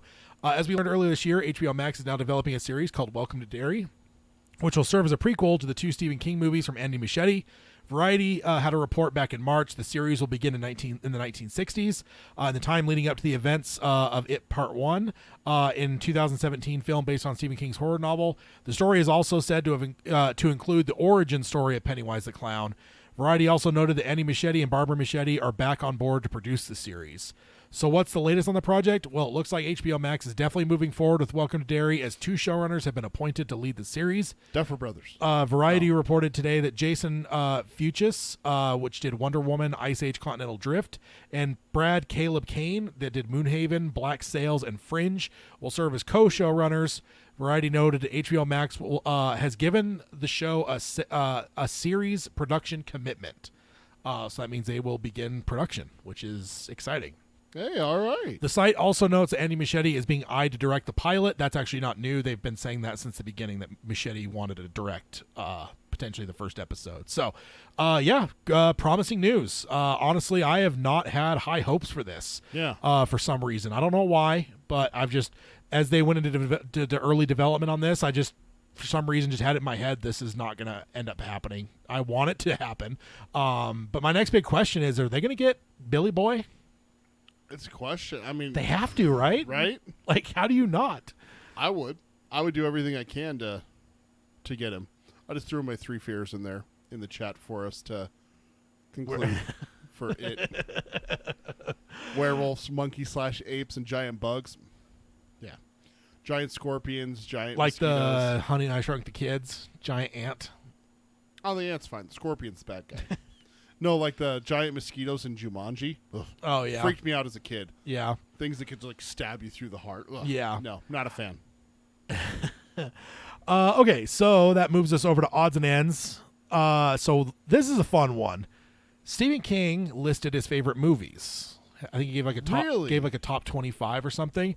Couple things. I'm not going to highlight them all. I'll have a link in the show notes for that if you want to go read them all. One thing I found interesting, almost every one of them are horror movies. Of course. I'm like, so there's times where like I kind of get like in the realm of like King's not only horror, but then there are other times where I'm like, King just loves the fucking genre of horror. Does. So like this, like he's leaning into it, right? Yeah. Like if those are legitimately his top 25 favorite movies, he's leaning in. He loves fucking horror, which is great. So they're all almost horror. Couple ones I wanted to highlight: The Descent. Ooh, that's a good one. That's a great one. The Blair Witch Project, very controversial. Everyone either loves that one or hates that one. Really? Yeah. Next one, Duel. Steven Spielberg's made for TV, one of his earliest movies about a killer semi-truck. I've never even heard of this. Really? No. Yeah, it's a good one. I just found it because of Maximum Overdrive. I'm like, I guess. Oh, well, and also Trucks, right? The short story that Maximum Overdrive is based off of. Final Destination. Love that movie. The first one was amazing. How many of these feel Kingish? How many of these feel like ones that could easily live in the King universe? Final right? Destination is absolutely. Duel like, pretty much does. Yeah, it does. Blair Witch Project doesn't necessarily fully feel like his style, but I could kind of see it. Make them younger. Make it the body. They're kids. They're going to investigate the witch instead of it going to look for a dead body. That's The Descent. I mean, a creature in a cave that may already be a thing. Village of the Damned. We actually covered Children of the Corn. We also that was heavily covered in Hearts and Atlantis. Yeah, that's the one that he sees with what's his name when they go into town to go to the movie. I mean, and he's like, if we're talking about possessed people, he's so thrown by that movie. Yeah, and like just the way that was written, I probably should have suspected that was one that was big in King's mind. You use what you love. Yeah, exactly. The Witch. I still haven't watched that. Dude, you need to watch that one. I actually just saw. You had me watch Hereditary instead. No, I know. So, whatever. I forget the actor's name that plays the main girl in that. There was just something that just came out recently that she was offered The Witch. The Witch. Oh, okay. She was offered a Disney lead show on Disney, and she turned it down to do The Witch. Wow. So that's a ballsy move, man. Wow. And it's worked out for her, obviously, but that's solid income for a show versus like going and make basically an independent movie called The Witch. Like it worked out for her, but now Anya Taylor-Joy. Yeah, she's wonderful, by the way. One thing I found interesting, the last one here, there is one on this list that is a Stephen King adaptation. Really? One single movie that King picked on his top 25 movies of all time, and yeah, it's The Mist. The Mist. He loves that ending. Yeah, he's like, I wish I would have thought of that. Yeah. I'm surprised by that, dude. Of all the movies, earlier you were talking up, Shawshank, one of the greatest movies of all time. I mean, King's talked lovingly about a lot of movies. There's all these ones, but The Mist, again. Like I've been saying, everyone disrespects The Mist, man, because everyone's like, "Oh, Shawshank and Green Mile, look at this 1-2 punch." Fuck you. There's a third punch there. The Mist. It's a fucking killer goddamn movie. Amazing. Yeah, it's a killer fucking movie. It's amazing. Dude. Speaking of large bugs, they go and stab you. It comes up, except for Mrs. Carmody. The giant spiders and everything. Yeah, with the fucking acid web things. Yeah, not a fan. That would be a game. The Mist. Wouldn't be a long one, but dude. No, but don't be them. Be a town on the other side of the lake, like Arrowhead Project's over here. Like on the west side of the lake, you're on the east. The movie takes place on the east side. Be a town on the north side. On the north, yeah. Completely different characters. No Mrs. Carmody, because if there's a Mrs. Carmody, I need a gun and I need bullets and I need a knife and I need dynamite and I need gasoline. You know what I'm gonna do? Go in the north. You're in a shopping mall, dude. When it descends. Yes. Let's give some Romero love there for Dawn of the Dead. So, yeah, I just found out. You know what we need to do? We need to quit our day jobs. We need to become game developers. I'll tell you right now, we got 6 games lined up that would make us money. Yeah, that's probably true. The Shining is a horror survival game. Oh, dude, that was so good. Yeah. So the next one on the list here, we talked about the documentary Pennywise, the story of it. Yeah. Cinedigm and Screambox are releasing a collector's edition Blu-ray. It will be available on November 22nd, which is 10 days. JFK Day. Well, I don't know. JFK's death day. You can pre-order it on Amazon right now. So we've been kind of following that as it went through the film festival circuit overseas, and it came to the film festivals here in America. This is the final payoff where now everyone will have access to buying and watching this. So my birthday's in in a couple weeks? You're gonna.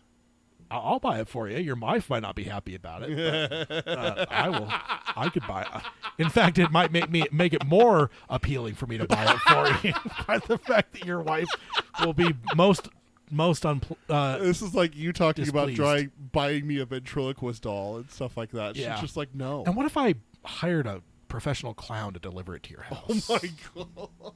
What if I did that? You just have to text me when it's happening, and I will have her get the door. Get cameras and doors. I have a and- camera that yeah. looks at my front door, so. Yeah, just And I have a camera that watches my front room, so yeah, let's do this. I hope she's not listening right She's not.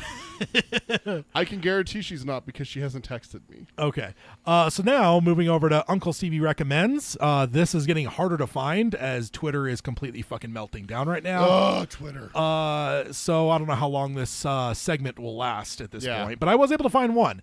A user by the name of Under the Mountain Bunker tweeted, says, "Have you watched Barbarian with Justin Long and Bill Skarsgård? It's available on HBO Max and it's good." King retweeted it and said, "Yeah, the movie blew me away. It was crazy, crazy good." Ooh. I agree. I highly recommend it. Everyone should watch The Barbarian. Dude, I got so many movies that I need to watch, and I have no time. It's good. You gotta make time, sir. Okay, so for the Palaver section, we've only got one thing to cover, and it is coming back. We talked about it earlier in the year. Take our cameras off, please. Oh yeah, I guess. Oh, do we need to? I mean, we're not. Yeah, I guess there's nothing to see. There's nothing to- we're not filling it in. No, it's a blank Yeah. bracket. So we mentioned early in the year that we will continue doing the March Madness thing, and we said that we would come up with a topic toward the end of the year, which is now, and then we will spend the rest of the year basically allowing you guys to fill in the things that will go on this bracket. So I don't have a drum roll. That's what I should have got earlier in the thing. I was like, I should get some kind of noise or sound effect thing to play for this, and I couldn't think of what to do. Hang on. But no, just so the topic this year is best Dark Tower moment. Yes. So that will be the topic. I'm basically going to say until the year-end bash, till the end of the year. You guys have till the end of the year. Start sending them in to us. Send them to us if Twitter still exists on Twitter. Send them to us on email. Let us know what your guys is. I mean, I was going to tell you up front, but I forgot to maybe have a notepad or something. Because even in the chat, if you guys have in the chat right now, if you have moments you want to throw out, what we'll do is we'll gather them all up into January, and we'll figure out which ones have the most votes and have been mentioned the most times. We'll weed it down to the top 16, I think it is, and then we will fill out the bracket, and then starting March, we will have a vote, and we will crown in I didn't do the date right. In 2023 is what it should say. 2023, we will crown the best Dark Tower moment as far as Dark Tower Palaver is concerned. So, what are those moments? Baraki says, Wolf of the Call of the final fight. Got it. So, just you guys got time. You guys have till, like I said, till the end of the year, because then that gives us a time, because that gives me a buffer between January and March to where if there is any kind of discrepancies, maybe we could have some preliminary votes. You know, if there's some that have a lot of mentions, but it's not, we have maybe too many, we could have some mini votes. Carol says in all caps, "It's Tower March Madness time again." Where did the time go? Really? She's right. Where did the time go? Exactly. Dude, it's November. Yeah, Like, what the heck? it Okay, is. I have a little Palaver conversation to have with you. Okay. I don't know if you want to take this down or not. It doesn't matter to me. I think we've talked about this before, but today just reinvigorated this topic in my mind and everything like that. Eddie beating Blaine the Mono. That is going on the list. Are you sure you want to put that one on there, sir? I know you're not a huge fan of that and all. You so. shush.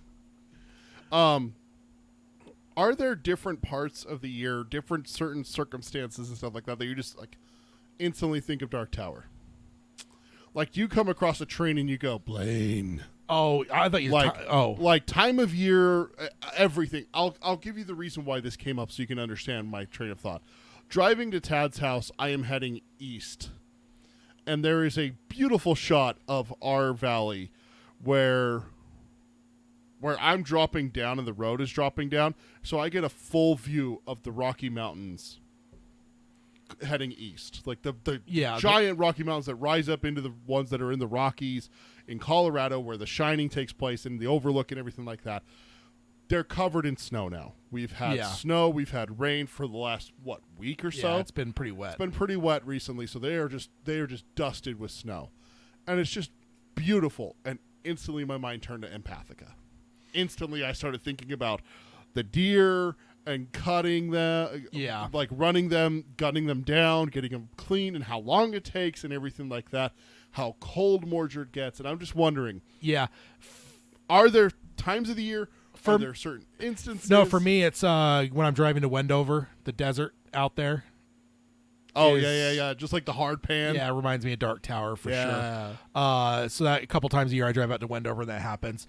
And also just as a pause, because Carol says best overall, no breakdowns or sadness, etc. We got to make it. We got to make tough decisions and submit. This is going to be hard. So yeah, to be clear, we're just talking the best moments. In terms of, we're not talking about like the most emotional or whatever. What are just the best moments? I guess that can mean different things to different people. It can absolutely be the most emotional moments for you, if that's what makes it the best. Yeah. I mean, obviously, Ted already alluded to it. One of my all-time favorite moments is Eddie absolutely destroying Blaine with his silly riddles. Yeah. Stuff like that. One of the ones we talked about when we were coming up with this idea, Tad. By the way, this kudos to Tad. He's had this idea for this one. Roland dancing the Kamala. Yeah, Roland dancing the Kamala. Calvin Tower, or not Calvin Tower, I'm sorry. Moses Carver.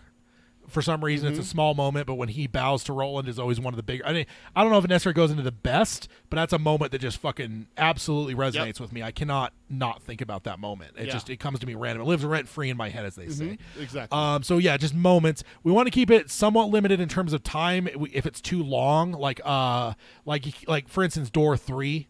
There are a number. There are moments there. There are a number of moments there, but you couldn't just say Door 3 because that's way too expansive.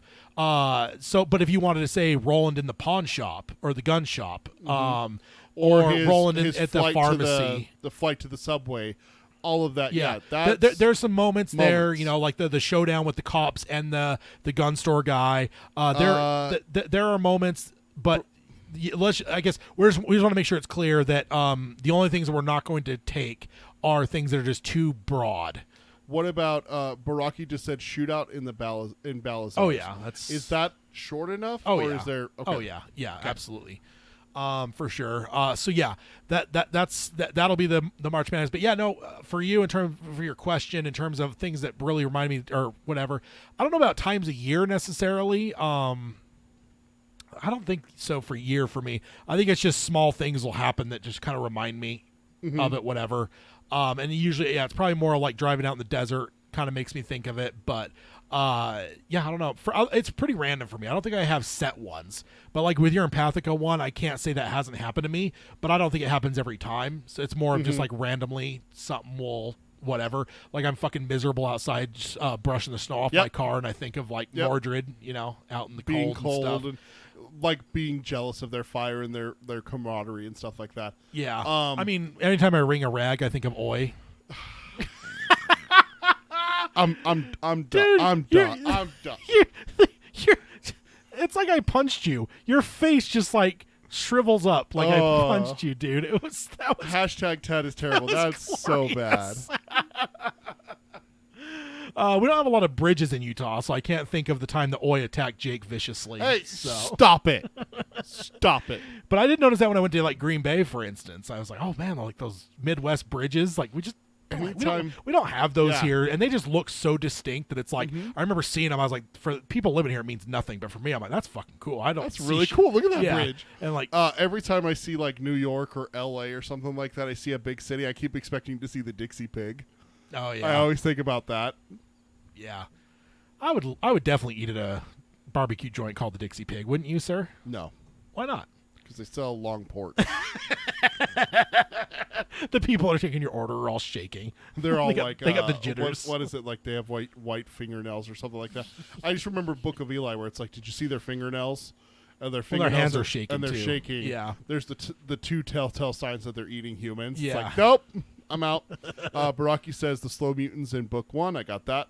So okay. I got Final fight versus the Wolves, Eddie beating Blaine, shootout in Balazar's, and Slow And Mutants. this is everyone in the chat, but it's also everyone listening to the podcast. Send your stuff in. I would say email is probably best. DarkTowerPalaver@gmail.com is our email. Put in the subject line, March Madness. And you could throw out as many as you want in your email. Yeah. Like ultimately, if you want, but if you list out 50 of them, just know that chances are not all of them are going to make it. We don't have 50 slots. Yeah, and some of those will, if you're listing that many, there's probably going to be some that you're the only one that mentions if you're going 50 deep. So just know that. But you can send as many as you want. But Absolutely. Try to restrict it to moments. We don't want anything too long. It can't be super long and drawn out. But yeah, there's that's kind of that's what the March Madness is going to be. So let's fill this bracket out, and then crown. We have the most loved and the most hated Dark Tower characters. Now let's talk about our best moment. What's our favorite moment? What's our favorite moment as a Dark Tower Palaver? Should we change content? the name? Should it be Best Dark Tower Moment, or should we just change it to Favorite Moment? Because Best Dark Tower Moment kind of makes it like a debate. This is the best. But favorite just means it was fan voted. I think it's still the same to me because like best in terms of like we don't all agree, but the vote will. Ooh. We're going to be put in those positions where we have to vote against two different things. Like I don't know, like I don't know. I'm trying to think of a good flag one, but Stop it. let's go ahead and jump on over to. Oops. Emails. It's the emails. Tad's gonna read us what people wrote to us. That's not getting deleted, right? God damn it. I had to leave that part in because it's just. It sums up our friendship. You had so no well. realization of what you were getting yourself into there. Let's see. All right, let's move the cameras over here. All right, so we have Dave emailed us, and he is the one that I mentioned that I forgot. Shame. He had emailed us in the last episode that we did a round table, which was the second to last episode ago. I said our email bag was empty when you asked me, and I had forgotten. Because what I did is, like, generally I'll open emails, I'll read them, but then I'll mark them unread so that next time when I'm prepping an episode, I go and all the unread emails I have to go and put into the show notes. But I read it at work, and then I got distracted before I could mark it as unread. So yeah, when I went in and saw no unread messages, I'm like, cool, there's no emails to read. Yeah. But You're a terrible person. We all know it. Dave starts off, says, "Hi, Tad and Peter." Hi. It says, while the Dark Tower movie is far from what we all wanted, it did provide an opportunity for something I never thought we would get: merch.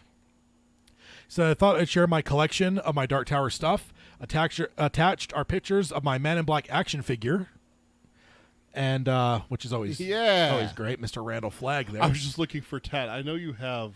Don't you have Yeah, Flag and Roland? I have the Funkos up there by. Oh yeah, they're right up. They're right up there above me. And then he says Man in Black action figure and the Gunslinger and Man in Black Funko Pops, which I do have those two. I unfortunately didn't ever buy the Man in Black or Roland You're blocking action his figures pictures with our cameras. Oh.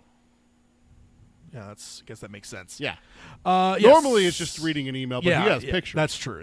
Yeah, I should have thought of that. So he says, so Man in Black action figure and the Gunslinger and Man in Black Funko Pops. Love the Funko Pops. I wanted to get that because I think there's a Roland that goes along with that Man in Black too. I wanted to get both of them. I haven't at this point. Maybe I'll have to get around to that.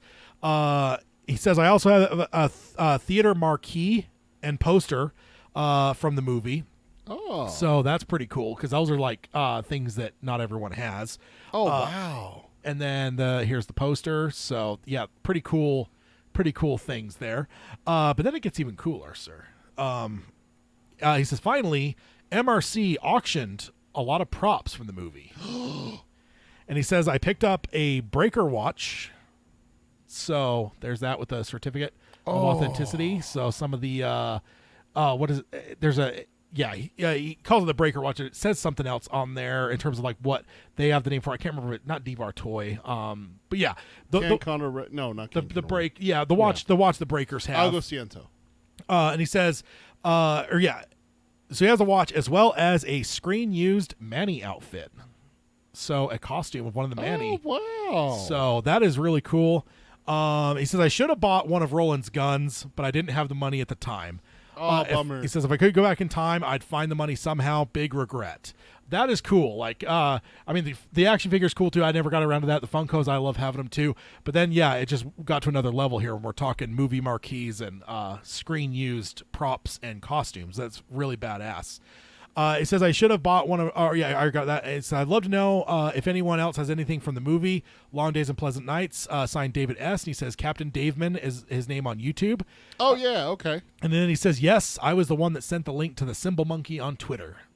Because remember there was this. Because I remember there was a guy on Twitter. It was Dave.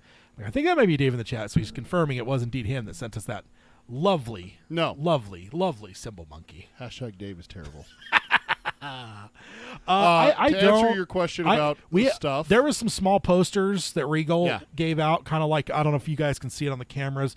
Behind me, I have like a Black Panther one. They're not big. They're like maybe what 8x12 or something. They're not super. A little bit bigger than that. They're not posters. They're right above point. Yeah, I don't know if it's not really that visible. It's not that visible, but it's that one. But yeah, there were some of those, and I grabbed like a whole stack of them. I got one. I found it the other day. But outside of that, I got the You Funkos. got the Funko Pops. God, I wish I would have bought more, and I'm sure I could still find some stuff. But yeah, I didn't buy everything that I found. But yeah, anyone else too that's listening, if you guys have any cool stuff, I have a let us know. Roland Funko Pop. That's what I got. Oh yeah. And then we have two more that are quick. Thank you, Dave, for the email. Appreciate that, and I appreciate sharing those badass things that you got there. Let's go ahead and move back the cameras back, because the next two here are actually people responding with their Stephen King quizzes. Oh, sweet. That's awesome. So Chris from the UK, first off here, says, hi, Tad, I'm a bit behind on the podcast, so no hi for you, sir. I guess. Okay. Probably a Flag fan, you know. All right. You're blocking the. Are you supposed to be blocking the quiz? Oh. So he says, bit behind the podcast, just listen to the episode where you were asking, and it probably because he knows I do the emails. Yeah. I think we made it clear. I think there's even been people who usually react to some of this stuff. So yeah. It's clear that I'm the only one answering the emails. I'm a bit behind on the podcast and just listened to the episode where you guys were asking to do the Stephen King book quiz. Yeah. These are my results. It says I missed some real obvious ones. Don't worry about including this in the show if you've already covered it, which we're going to cover it because, I don't know, I love this kind of stuff. But honestly, yeah, he did a good job. Like 50 out of 62, not too bad. I mean, yeah, there are some that when you got 81% and the average score of people taking the quiz is 45%, that's pretty good. Yeah, I think what he's saying though is like Firestarter, Pet Cemetery. We both missed stuff like that for ours. Yeah, you know? The Green Mile. I'm trying to guess some of the ones but honestly, dude, if it wasn't for this podcast, I would hate to see what my score would be. Know. We've gone through a lot and talked about a lot of Stephen King stuff over the last, 7 years now? Yeah.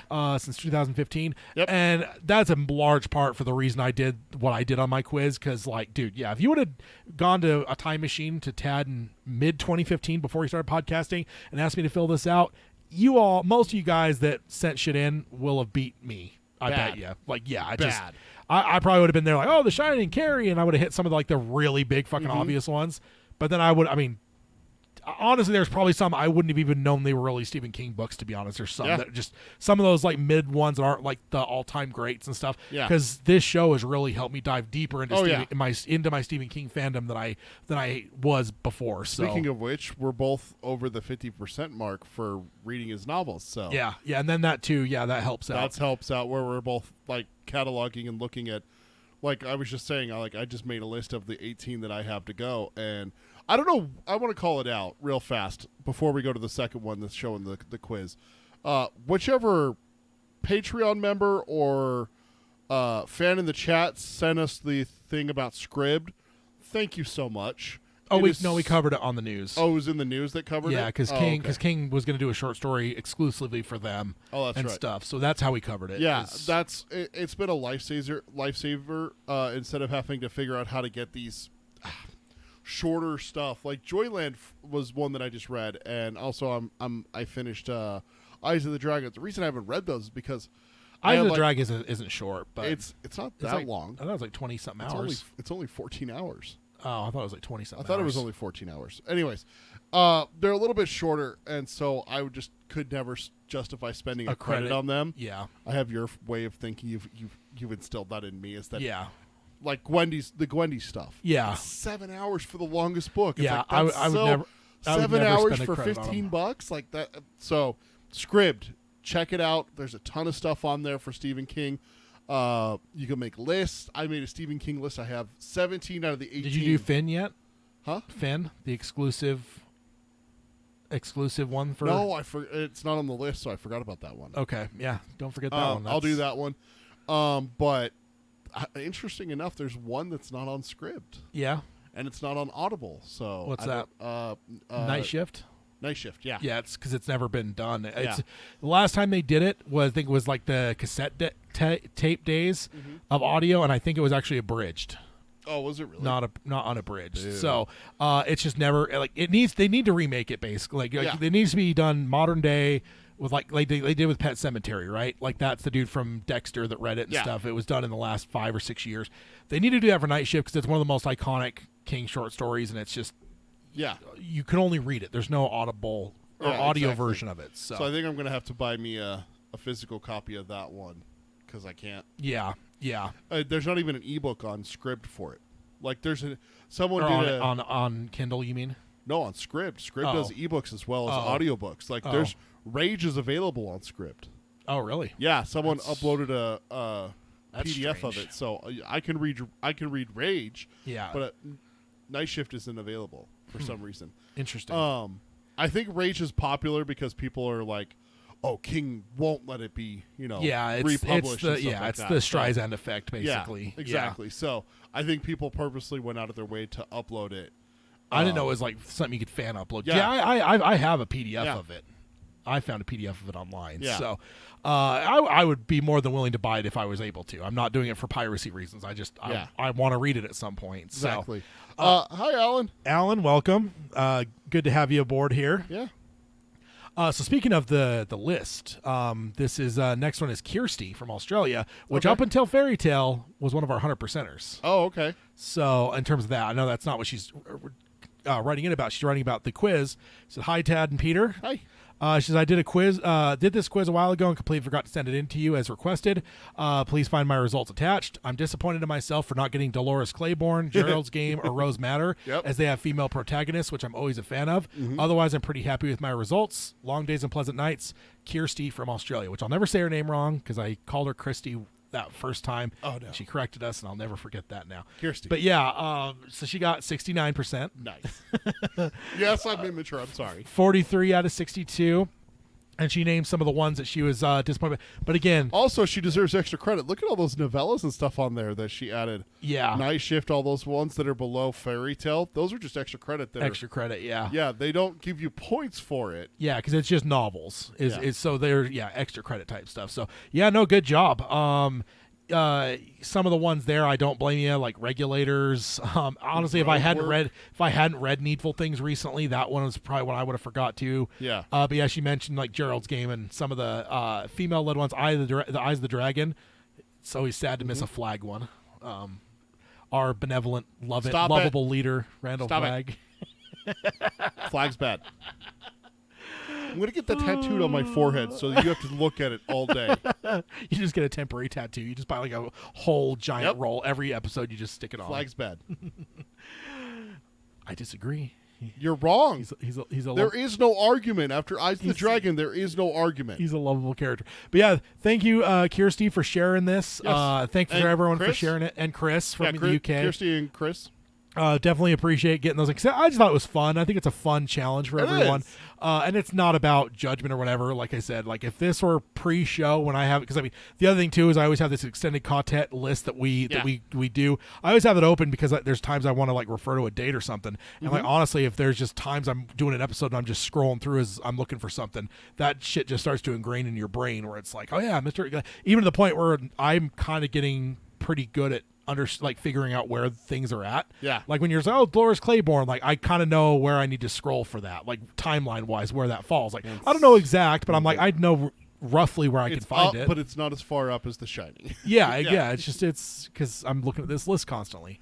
So thank you guys all for emailing, and that will wrap the show. How is our mailbag? Is it? It's empty now. It's empty. Yeah. See, is it really empty? It is. Tad, is it actually empty? Yes, it is. You promise? Yes. On the name of Flag, I promise. We know how much you like bad guys, so yeah, I'll take that. If it's not empty, you owe us. Yeah, and so reminder before we dive into the outro stuff, next episode is next week. It is 1 week from today because today was a delayed episode, and it will be a book club, because which is are officially making the change to being one roundtable, one book club, so one per month. Until is the idea. Yeah, until something dictates us change it, such as Mike Flanagan getting a Dark Tower series off the ground. Next time, 1 week from today, we'll be back for Book Club, The Wastelands, Part 20. Yeah. So we are 19 down, and we got 20 up in the batter's box for next week. Probably like 3 or 4 more to go for Oh, Wastelands. no.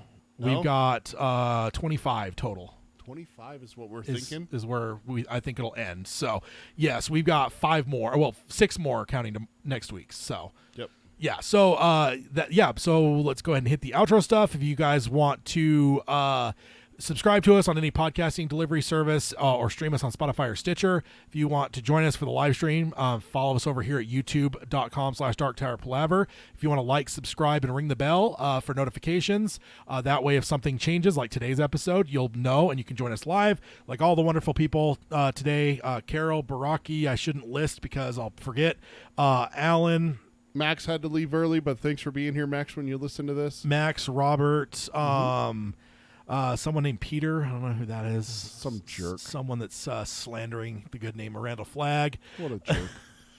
Thank you for everyone. If you came and just listened, you don't have to. that too. If you're not chiming in, but yeah, if you want to, the silent lurkers. Yeah, indeed. I'm and that hey, in a lot you know of what? times, so. Thank you for all you beautiful people listening on the podcast as well. We love you too.